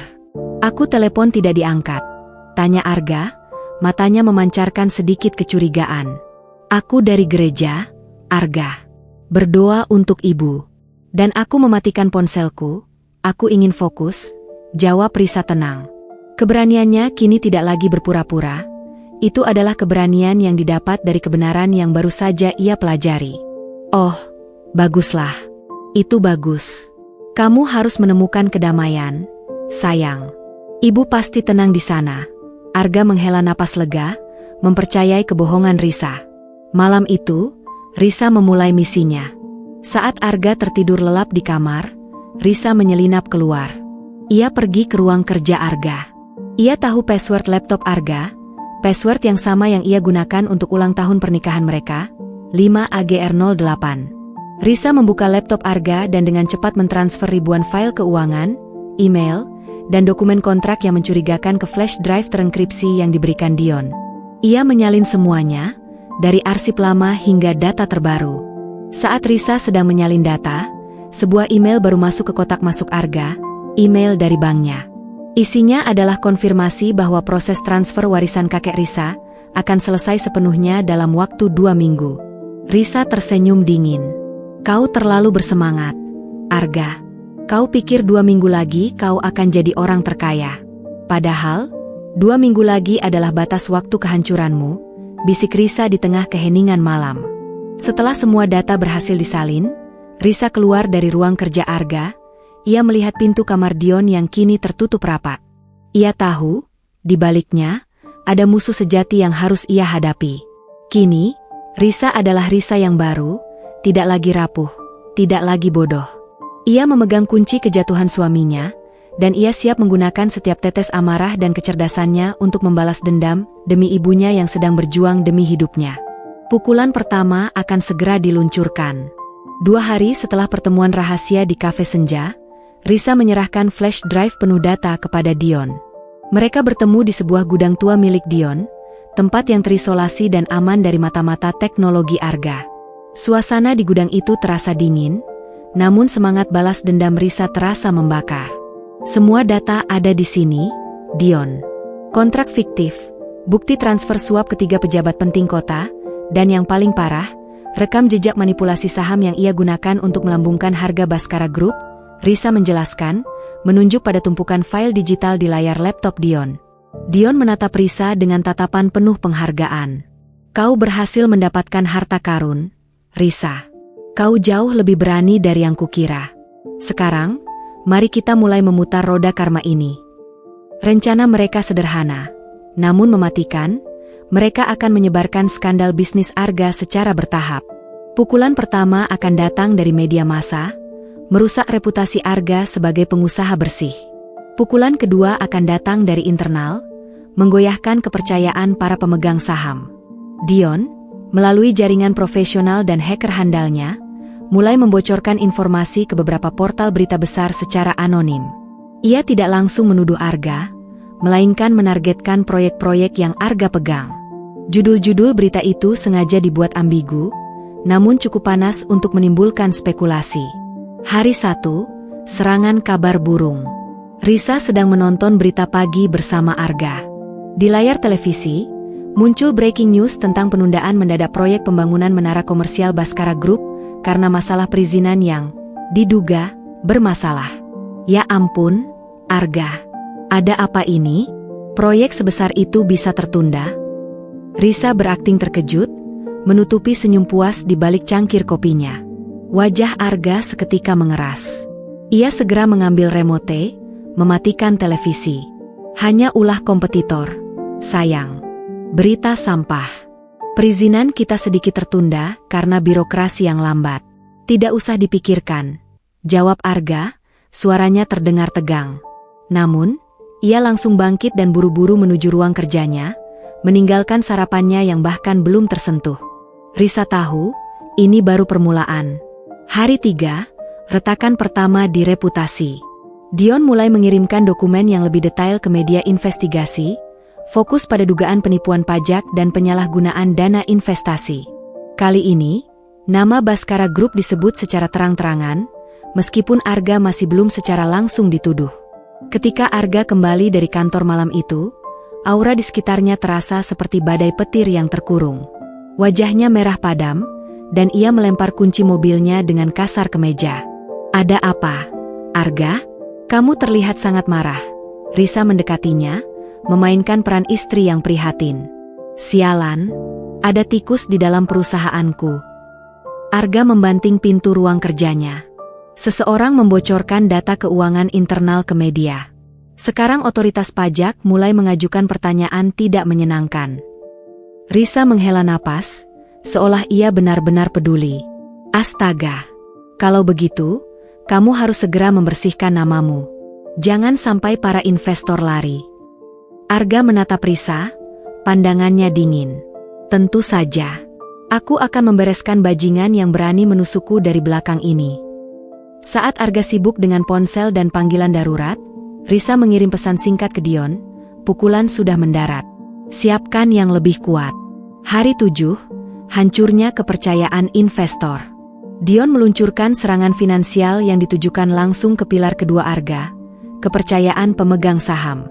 Dion merilis memo internal yang menunjukkan adanya skema pump and dump saham yang dilakukan Arga beberapa tahun lalu untuk memuluskan akuisisi besar. Berita ini langsung memicu kekacauan di bursa efek. Saham Baskara Group anjlok tajam, seolah jatuh dari jurang terjal. Pagi itu, Risa sedang menyiram tanaman di halaman ketika Arga keluar dengan tergesa-gesa, mengenakan jas yang kusut, wajahnya penuh keringat dingin. Ia tampak seperti jenderal yang baru saja kehilangan seluruh pasukannya. "Risa, aku harus pergi. Ada rapat darurat pemegang saham. Saham kita anjlok 30% dalam 1 jam." Arga berteriak panik, matanya liar. "Aku harus menyelamatkan ini. Sial, siapa yang berani melakukan ini padaku?" 30%? Itu jumlah yang besar, Arga. Apakah ada yang salah dengan fondasi perusahaanmu? Risa sengaja menusuk dengan pertanyaan yang tepat sasaran. Arga menatapnya dengan tajam. "Tentu saja tidak. Fondasi perusahaan kita kuat. Ini hanya ulah manipulasi. Tapi, Risa, aku butuh bantuanmu. Kamu harus muncul di depan publik." Risa memasang wajah bingung. "Aku? Tapi aku kan masih dalam masa berkabung, Arga." "Justru itu. Kau harus menunjukkan pada publik dan investor bahwa kau, Risa Maheswari, pewaris kakekmu, masih berdiri di sampingku.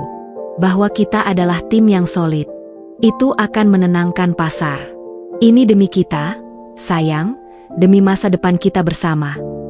Arga memohon, nadanya penuh kepalsuan. Risa tahu ini adalah kesempatan untuk meluncurkan serangan moral. Ia harus merusak citra dirinya sendiri untuk menghancurkan Arga. "Baiklah, Arga. Aku akan menemanimu. Tapi aku harus memastikan dulu, apakah semua kekacauan ini ada hubungannya dengan ibuku? Aku ingin tahu, Arga. Aku hanya ingin kebenaran." Risa bertanya, wajahnya diliputi kesedihan yang terkontrol. Arga menarik napas dalam, wajahnya tampak seperti ia sedang memilih antara kehancuran bisnis atau kebohongan yang harus ia pertahankan. "Tentu saja tidak, sayang. Ibu meninggal karena penyakit alami. Aku bersumpah. Jangan campurkan urusan pribadi dengan bisnis. Kalau kamu ingin menolongku, temani aku sekarang. Setelah ini, aku janji, aku akan menceritakan apapun yang kamu mau." Arga berkata, nadanya menjanjikan janji kosong. Risa mengangguk. Ia tahu Arga sedang berbohong, dan ia mengizinkan Arga berbohong demi menjebaknya lebih dalam. "Baiklah, aku ikut." Di lobi utama kantor Baskara Group, puluhan wartawan dan kamera sudah menanti. Risa dan Arga berjalan beriringan. Arga memegang tangan Risa erat-erat, seolah menunjukkan betapa mereka saling mendukung. Di depan kerumunan, Arga memberikan pernyataan. "Berita yang beredar adalah fitnah keji dari pihak yang ingin menjatuhkan kami. Baskara Group berdiri tegak, dan kami memiliki dukungan penuh dari keluarga dan pemegang saham kami." Arga berpidato dengan suara meyakinkan, namun matanya memancarkan kegelisahan. Kemudian, ia mendorong Risa maju sedikit, isyarat baginya untuk berbicara. Risa menatap semua kamera dan wartawan, tatapannya menyeratkan kesedihan dan kelelahan. "Selamat siang. Saya Risa Maheswari." Risa memulai, suaranya lembut tapi jelas. "Saya tahu suami saya sedang menghadapi masa sulit. Saya ingin mengklarifikasi. Ya, kami sedang menghadapi kesulitan. Dan saya ingin jujur di hadapan kalian semua. Arga tersenyum tipis, merasa Risa akan memberikan pernyataan dukungan yang indah. Namun, Risa menoleh sedikit ke arah Arga, tatapannya tajam. Saya mengamati Arga belakangan ini. Sejak ibu saya meninggal mendadak, Arga terlihat sangat stres dan tertekan. Ada banyak hal yang ia sembunyikan dari saya, termasuk urusan bisnisnya. Risa menjeda, membiarkan setiap kata menancap seperti duri. Wajah Arga langsung pucat, ia mencoba menyela, "Sayang, jangan bahas itu sekarang." Risa mengabaikannya, menoleh kembali ke kamera. Beberapa hari terakhir, saya menyadari ada celah retakan yang besar dalam pernikahan kami.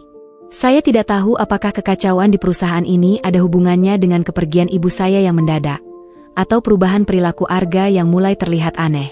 Saya tidak bisa memberikan dukungan penuh sebelum semua kebenaran terungkap.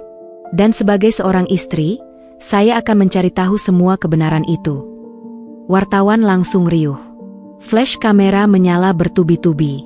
Arga menarik lengan Risa dengan paksa. "Cukup, Risa. Ayo kita pergi." Risa melepaskan tangannya, namun ia berhasil menyampaikan pesannya.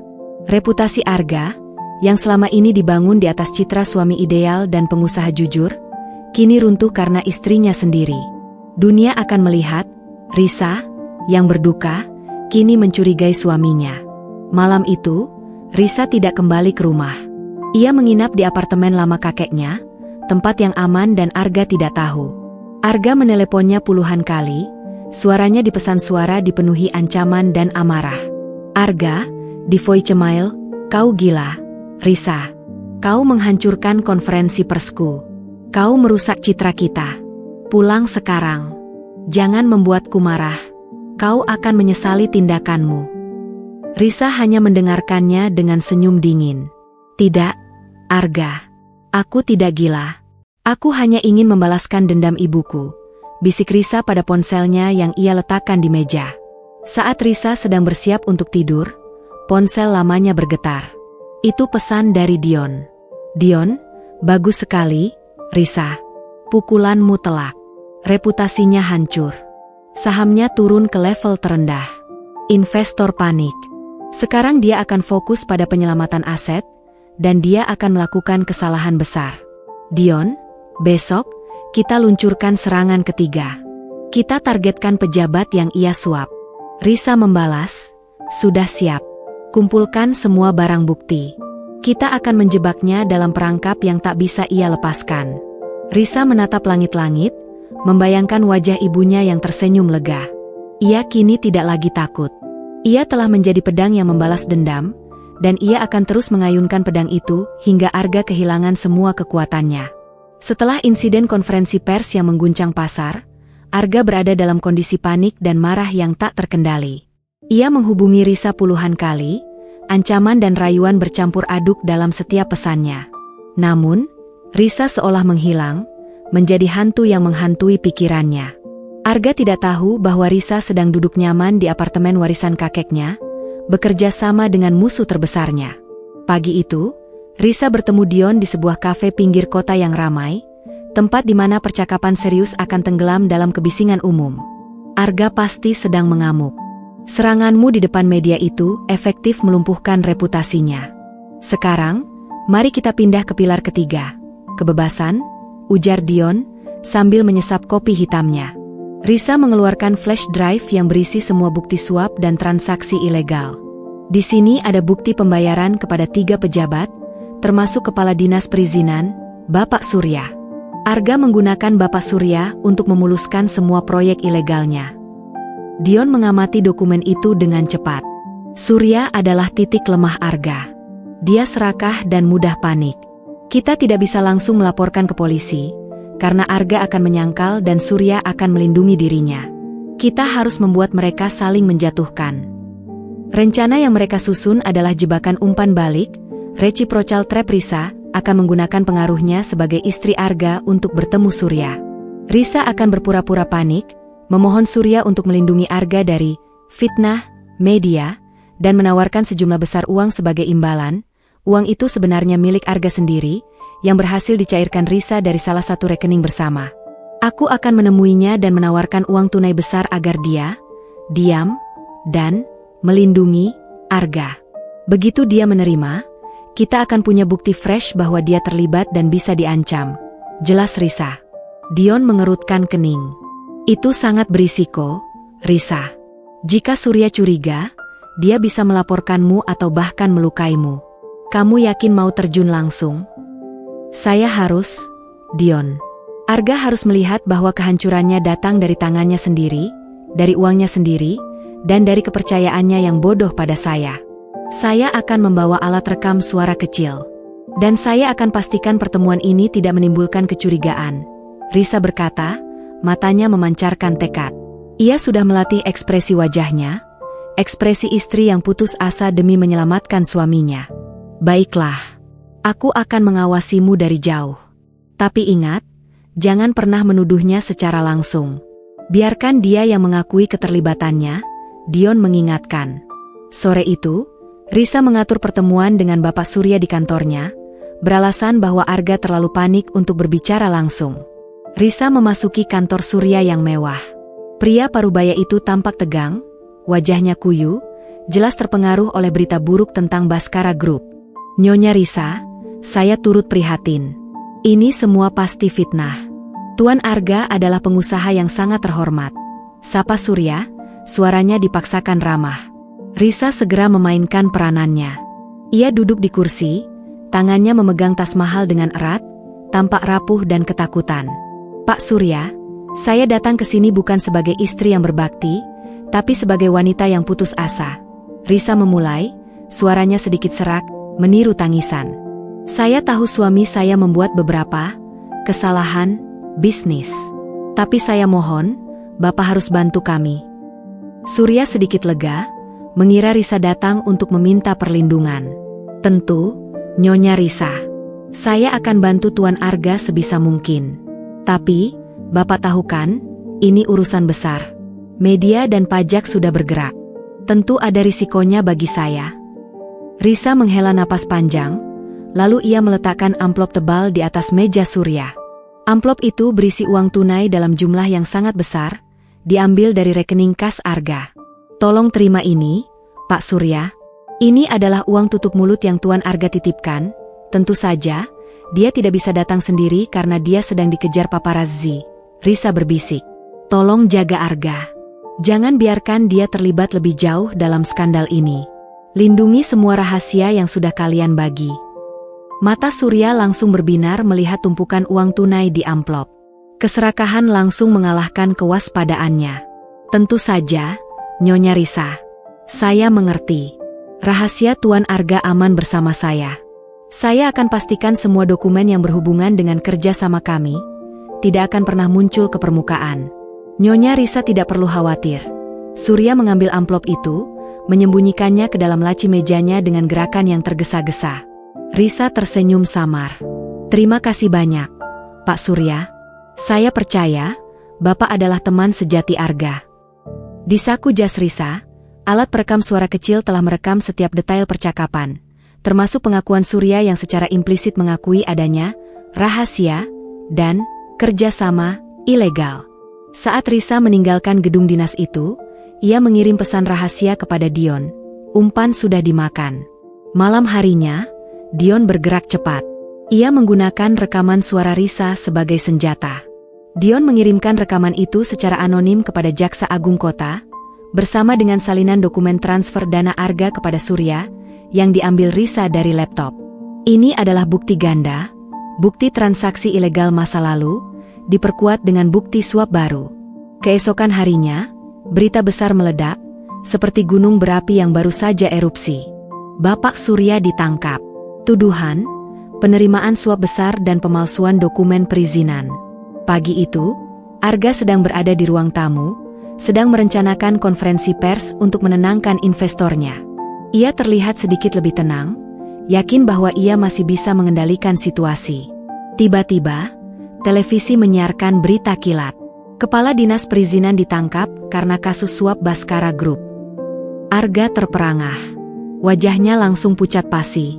Ia melompat dari sofa. Tidak mungkin. Surya? Dia tidak mungkin mengkhianatiku. Arga berteriak, panik.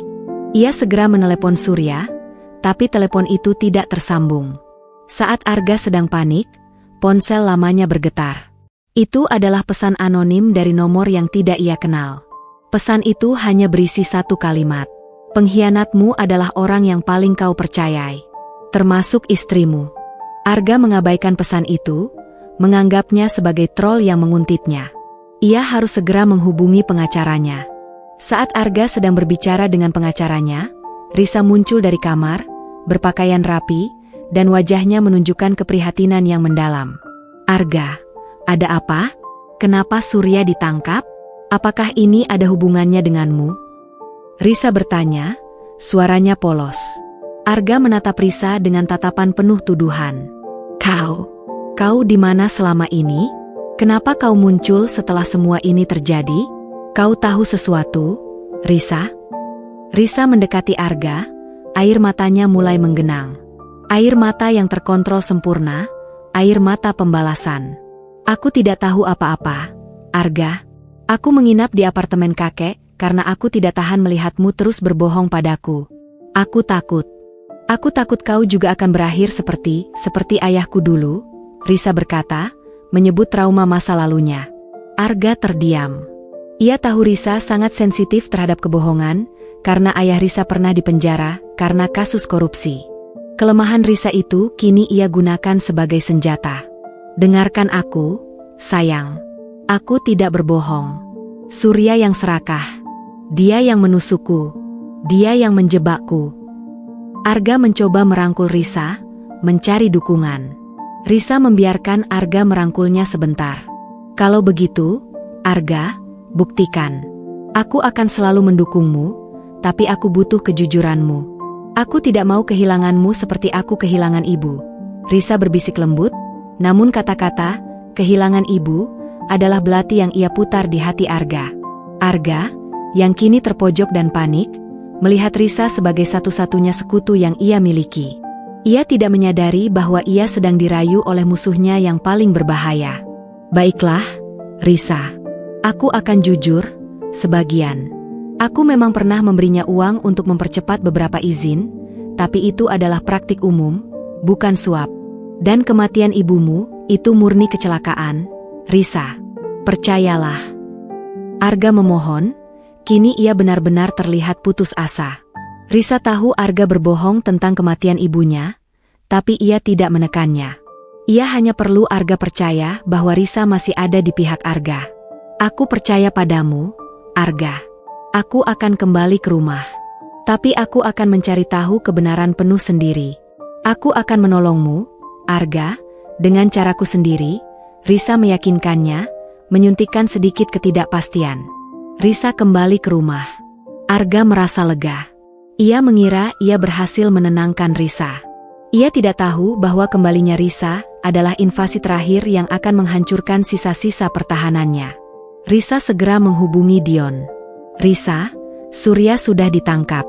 Arga mengira saya kembali ke sisinya. Sekarang adalah waktu yang tepat untuk menyerang jantungnya. Dion, bagus.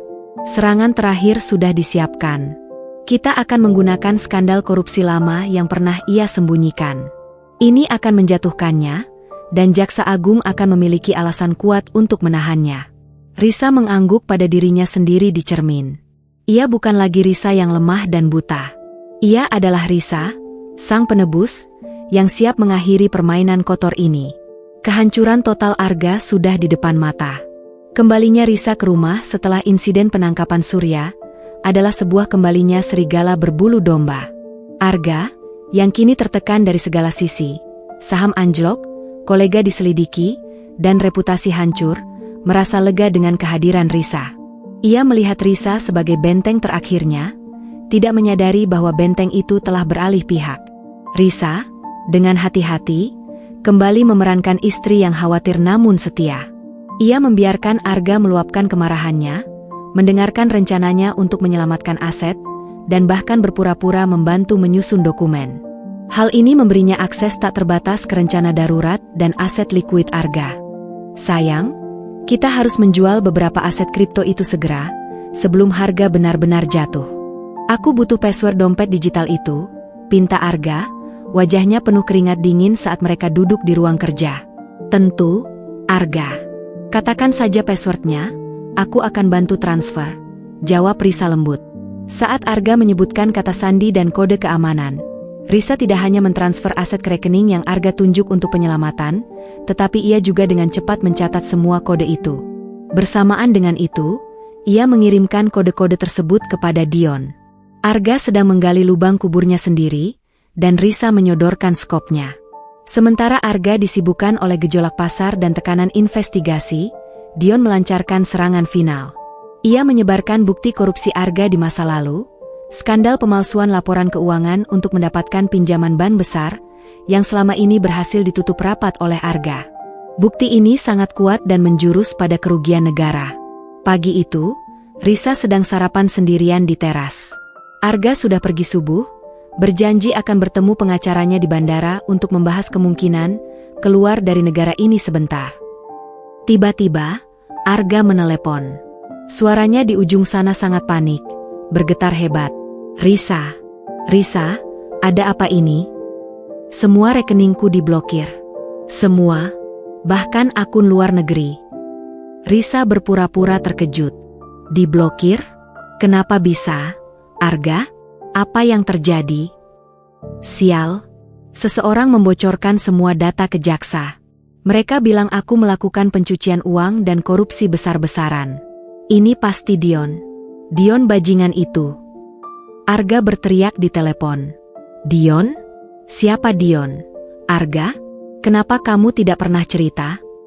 Risa menusuk lagi dengan pertanyaan polos yang membuat Arga semakin terpojok. Sudahlah, tidak ada waktu.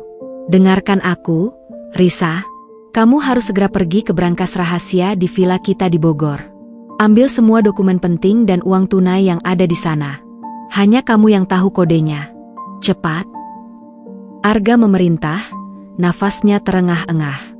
Risa tahu, inilah jebakan yang Dion dan pihak berwenang rancang. Dengan memblokir semua asetnya, Arga dipaksa lari ke aset fisik dan dokumen rahasia. Aku akan ke sana, Arga. Aku akan menolongmu. Jangan khawatir, Risa meyakinkannya, memberikan harapan palsu terakhir. Saat Risa hendak menutup telepon, Arga berbicara lagi, suaranya kini terdengar penuh penyesalan. Penyesalan karena rencananya gagal, bukan karena pengkhianatannya.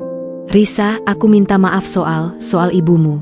Sebenarnya, aku tidak berniat membunuhnya. Aku hanya ingin kamu tahu, pergi. Aku benar-benar mencintaimu, Risa. Tapi warisan itu terlalu besar. Arga berbohong, mencampur kebohongan baru dengan pengakuan samar. Aku tahu, Arga, balas Risa, suaranya kini kembali dingin. Dan aku akan membalaskan dendamnya. Risa menutup telepon. Dalam waktu kurang dari 2 jam, kabar penangkapan Arga di bandara atas tuduhan korupsi besar-besaran dan pencucian uang beredar luas. Pilar ketiga, kebebasan, telah runtuh. Meskipun Arga telah ditangkap dan kasusnya ditangani, Risa tidak merasa sepenuhnya lega. Tujuannya kini bukan hanya melihat Arga di penjara, tetapi untuk menemui ibunya. Dion mengatur pertemuan rahasia.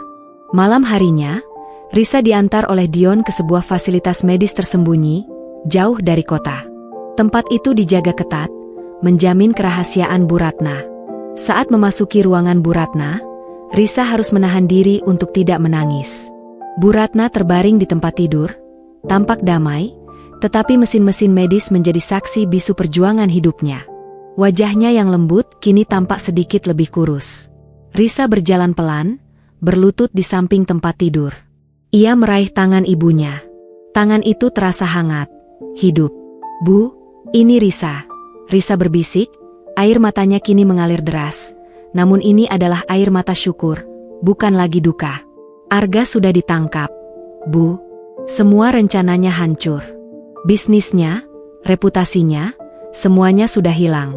Kau berhasil, Bu. Kau berhasil menyelamatkan nyawaku. Dion berdiri di ambang pintu, memberikan mereka ruang. Risa memeluk tangan ibunya, menciumnya berulang kali. Ia menceritakan seluruh proses pembalasannya, tentang bagaimana flash drive, surat, dan butiran kapsul hitam itu menjadi kunci utama. Ibu adalah pahlawanku, Bu. Kau mempertaruhkan segalanya. Aku berjanji, aku akan hidup dengan damai dan bahagia, seperti yang ibu inginkan, Risa berjanji. Tiba-tiba, jari-jari Bu Ratna yang digenggam Risa bergerak sedikit. Risa tersentak. Dion, lihat. Tangan ibu bergerak. Dion segera mendekat, memeriksa monitor tanda vital Bu Ratna. Tanda-tanda vitalnya membaik. Risa, ini adalah kabar baik. Ingatan dan suara kita pasti sampai padanya. Perjuangan penawarnya perlahan menunjukkan hasil. Risa membungkuk, mendekatkan wajahnya ke telinga ibunya. Bu, dengarkan Risa. Risa akan menunggu ibu kembali. Risa akan mengurus semuanya. Ibu hanya perlu istirahat. Aku akan memastikan Arga tidak pernah menyentuh kita lagi. Bu Ratna tidak membuka mata, tetapi bibirnya bergerak sedikit, mengeluarkan suara seperti desahan lega. Bu Ratna masih berjuang, tetapi kini ia tidak sendiri. Ia berjuang dengan pengetahuan bahwa putrinya aman dan pembalasan telah terlaksana. Risa menghabiskan sisa malam itu di samping ibunya. Ia akhirnya mendapatkan kedamaian yang diperoleh melalui badai dan pembalasan yang sempurna. Keesokan paginya, Risa kembali ke kota. Ia harus menyelesaikan bab terakhir dari kehancuran Arga. Risa bertemu dengan tim pengacara yang disewa Dion, yang kini menangani kasus Baskara Group dan warisan Risa. Arga akan diproses, Nyonya Risa. Bukti-bukti yang Anda berikan, terutama yang melibatkan pejabat tinggi, sudah cukup menjebloskannya ke penjara selama bertahun-tahun. Kasusnya akan segera disidangkan, jelas salah satu pengacara. Bagus. Saya hanya ingin dia mendapatkan hukuman yang setimpal. Saya tidak ingin harta dan aset itu hanya diam di rekening. Saya ingin menggunakannya untuk hal yang benar, kata Risa. Ia kemudian mengirimkan surat resmi kepada Arga melalui pengacaranya. Surat itu adalah surat permohonan cerai, diajukan atas dasar pengkhianatan, percobaan pembunuhan, dan kejahatan finansial. Arga menerima surat itu di sel tahanan sementara. Ia membaca isi gugatan cerai itu, termasuk tuntutan pembagian aset yang akan membuat semua kekayaan Arga disita untuk membayar kerugian dan hutang perusahaan, meninggalkan Arga benar-benar tanpa apa-apa. Arga mengamuk di selnya. Ia menyadari, kehancurannya jauh lebih total daripada yang ia bayangkan. Ia tidak hanya kehilangan kebebasan, ia kehilangan semua yang ia bangun, semua yang ia curi. Dan yang paling menyakitkan, ia menyadari bahwa Risa bukanlah wanita lemah yang ia kira. Di dalam kamar yang kini terasa dingin dan sunyi tanpa kehadiran Arga, Risa duduk. Ia meraih ponsel lamanya, ponsel yang hanya diketahui Dion. Risa, semuanya sudah berakhir, Dion. Arga sudah hancur. Ibuku mulai menunjukkan kemajuan. Terima kasih. Dion, bukan apa-apa, Risa. Kita adalah mitra. Tapi, apakah kamu benar-benar ingin mengakhiri ini? Masih ada satu hal yang harus kamu hadapi. Risa mengerutkan kening. Menghadapi apa? Risa, apa maksudmu? Dion, warisanmu. Uang kakekmu yang seharusnya membuatmu bahagia, adalah sumber dari semua malapetaka ini. Bagaimana kamu akan menggunakan itu? Dan, kamu harus menghadapi masa depanmu sendiri. Risa menatap jendela. Warisan. Uang yang seharusnya menjadi penyebab kematiannya. Ia tahu Dion benar. Ia harus mengubah energi negatif dari warisan itu menjadi sesuatu yang positif. Dan ia harus memulai hidup baru, jauh dari bayangan Arga. Ia harus memeluk kedamaian yang ia perjuangkan. Ia mengirim balasan singkat, aku tahu. Aku akan memulainya sekarang. Aku akan menggunakan uang itu untuk membangun sesuatu yang benar, sesuatu yang membuat ibuku bangga. Setelah penangkapan Arga, hidup Risa terasa seperti pagi hari setelah badai besar. Sunyi, bersih, namun meninggalkan jejak kehancuran yang harus dibersihkan. Arga mendekam di balik jeruji, menanti sidang dengan dakwaan berlapis yang tak mungkin bisa ia hindari. Risa telah mengajukan gugatan cerai, dan dengan semua bukti kejahatan Arga, proses perceraian berjalan cepat dan berpihak padanya. Meskipun pembalasan telah tuntas, hati Risa terasa hampa. Ia menyadari Menghancurkan Arga tidak lantas mengembalikan 5 tahun hidupnya yang hilang, atau luka yang ditorehkan oleh pengkhianatan itu.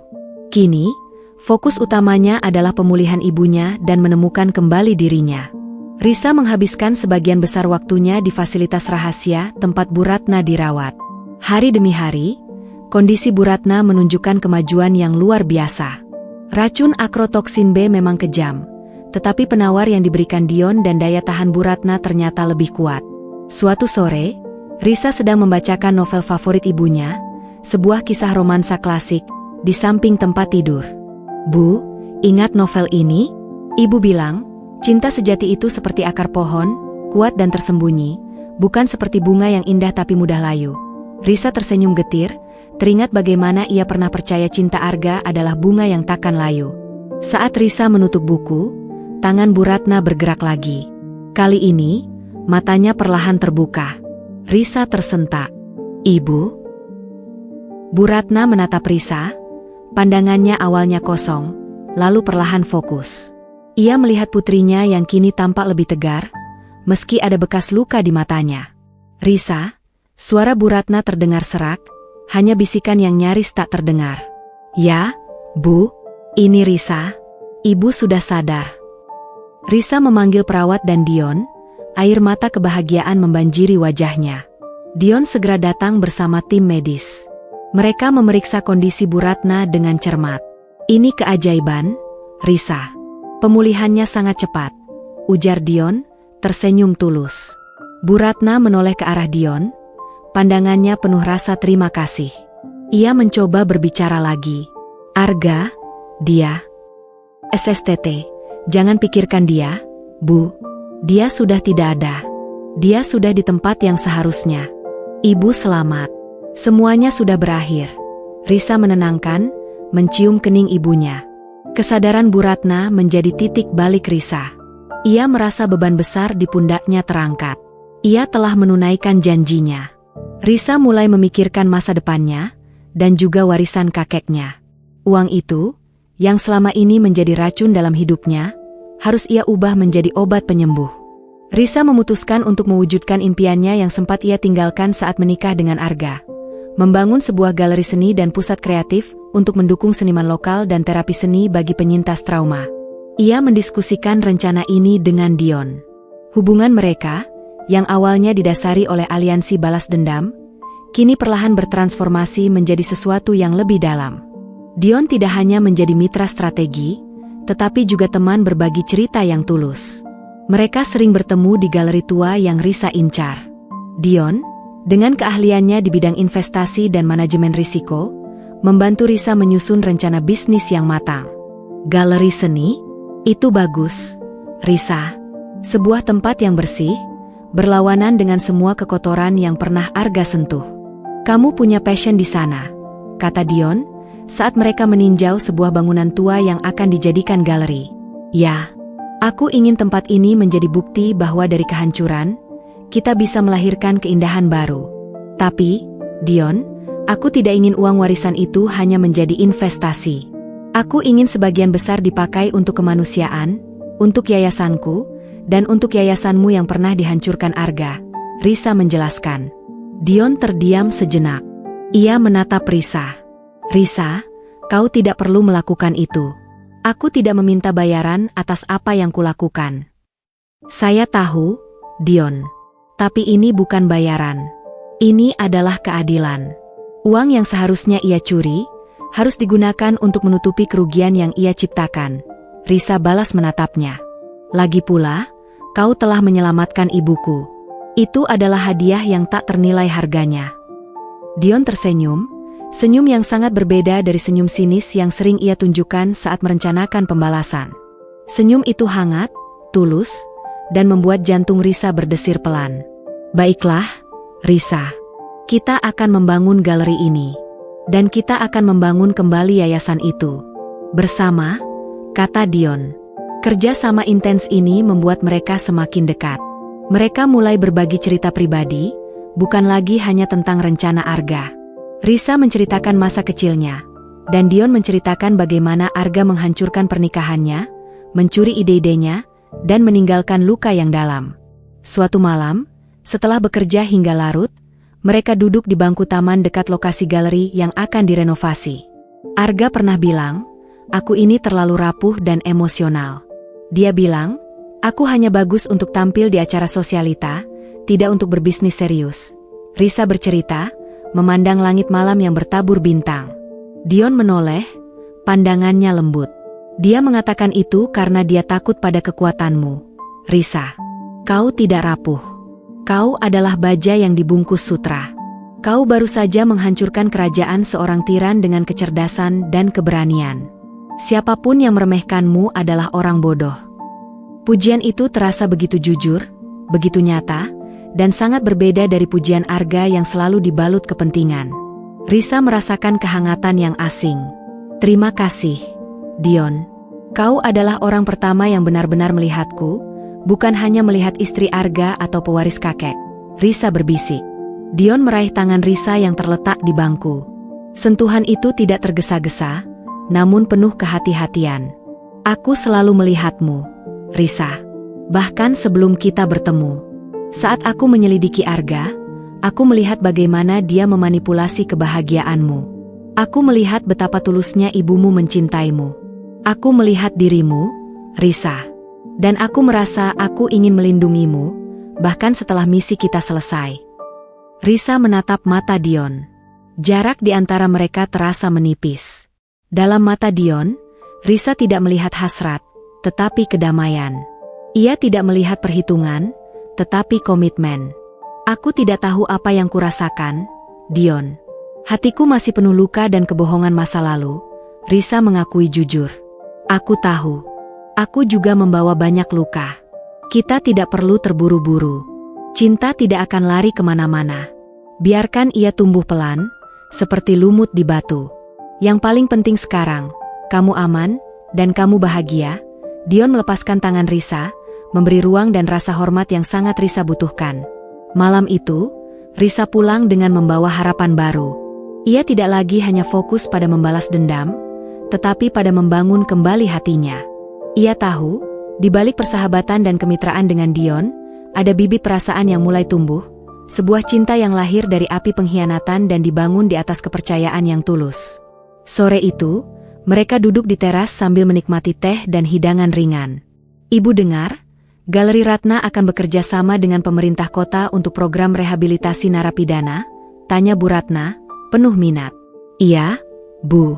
Kami akan memulai program terapi seni untuk mantan narapidana, termasuk di lapas tempat Arga berada," jawab Risa, tanpa ada jejak kebencian dalam suaranya. Dion menambahkan, "Kami tidak membedakan, Bu. Tujuan kami adalah memberikan kesempatan kedua. Semua orang berhak atas penebusan, bahkan jika kejahatan mereka sangat besar." Bu Ratna menatap Risa dengan tatapan penuh kebijaksanaan. "Ibu tahu, Risa. Kamu telah benar-benar menemukan kedamaianmu. Kamu tidak hanya memaafkan, tetapi kamu mengubah rasa sakitmu menjadi jembatan bagi orang lain. Itu adalah tingkat kekuatan tertinggi. Aku belajar dari ibu. Ibu mempertaruhkan nyawa untuk memberikan kesempatan kedua bagiku." Risa menggenggam tangan ibunya. Meskipun Arga telah dipenjara dan babak balas dendam telah usai, Risa dan Dion tahu bahwa masa lalu terkadang masih bisa meninggalkan riak kecil di permukaan air yang tenang. Beberapa bulan kemudian, Risa menerima telepon dari Tuan Basuki, pengacara Arga yang lama. "Nyonya Risa, saya tahu Anda tidak ingin berurusan dengan Tuan Arga lagi. Tapi ia memiliki permohonan terakhir, dan ini menyangkut Anda," kata Basuki melalui telepon. "Permohonan apa?" tanya Risa, suaranya tetap tenang. "Tuan Arga, dia sakit parah. Dia didiagnosis menderita kanker stadium lanjut di penjara. Dokter memperkirakan waktunya tidak lama lagi," jelas Basuki. "Permohonannya adalah, dia ingin bertemu dengan Anda untuk terakhir kalinya. Hanya untuk meminta maaf secara langsung." Risa terdiam. Permintaan ini bagaikan bola besi yang dilempar dari masa lalu. Ia telah melupakan kebenciannya, tetapi bertemu Arga kembali bisa membuka luka lama. Ia mendiskusikan hal ini dengan Dion. "Aku tidak tahu, Dion. Aku tidak membencinya lagi. Tapi aku juga tidak ingin melihatnya," Risa mengakui, sambil berjalan mondar-mandir di ruang kerjanya. Keputusan ada di tanganmu, sayang. Ini bukan tentang memaafkannya, tapi tentang memberikan kedamaian pada dirimu sendiri. Jika melihatnya membantumu menutup bab ini sepenuhnya, lakukanlah. Jika itu hanya akan menyakitimu, abaikan saja, saran Dion dengan bijak. Aku ingin tahu, apakah dia benar-benar menyesal, atau ini hanya sandiwara terakhirnya, gumam Risa. Kita pergi bersama, Risa. Aku akan menjagamu. Kita akan memastikan ini benar-benar penutup tirai, kata Dion. Risa dan Dion tiba di lapas keesokan harinya. Ruang pertemuan yang suram itu terasa dingin dan berbau disinfektan. Arga masuk, didampingi petugas. Ia tampak sangat berbeda. Badannya kurus kering, wajahnya pucat, dan matanya tidak lagi memancarkan kesombongan, melainkan kekosongan yang menyedihkan. Melihat Risa dan Dion datang bersama, Arga menahan napas. Kenyataan bahwa musuh terbesarnya dan wanita yang ia coba bunuh kini hidup bahagia bersama, pasti menjadi siksaan yang luar biasa baginya. Risa, Dion, Arga berbisik, suaranya lemah. Risa duduk di depannya, menatapnya tanpa emosi. Dion duduk di samping Risa, tangan mereka saling menggenggam di bawah meja. Kami di sini, Arga. Katakan apa yang ingin kau katakan, kata Risa. Arga menatap Risa lama sekali, seolah mencari jejak kelemahan yang pernah ia eksploitasi.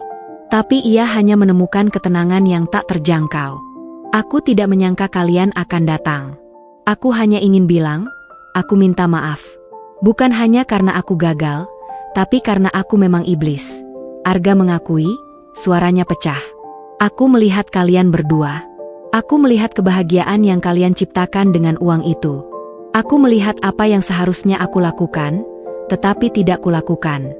Aku menghabiskan hidupku mengejar ilusi.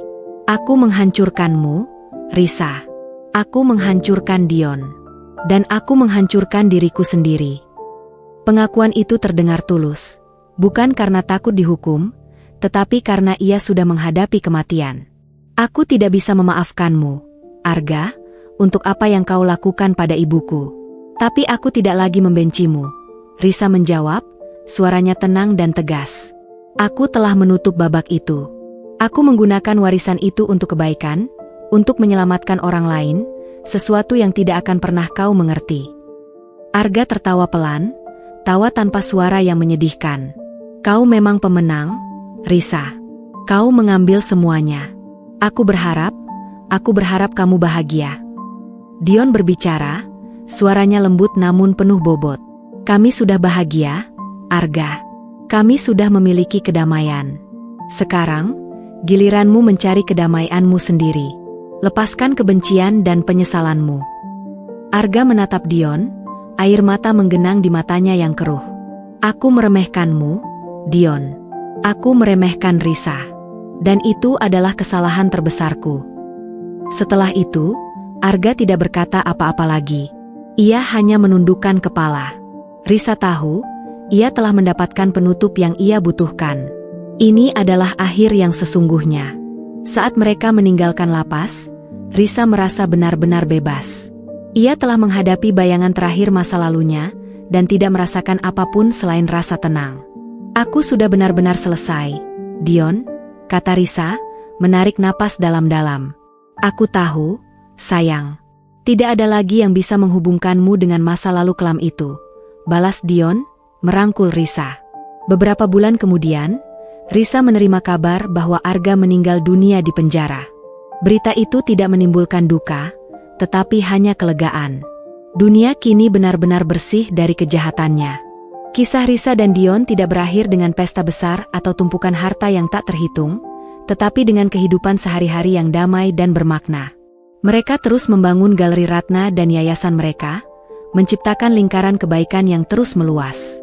Suatu malam, Risa dan Dion duduk di balkon rumah mereka, menikmati pemandangan kota di bawah cahaya bintang. Bu Ratna sedang tidur nyenyak di kamarnya.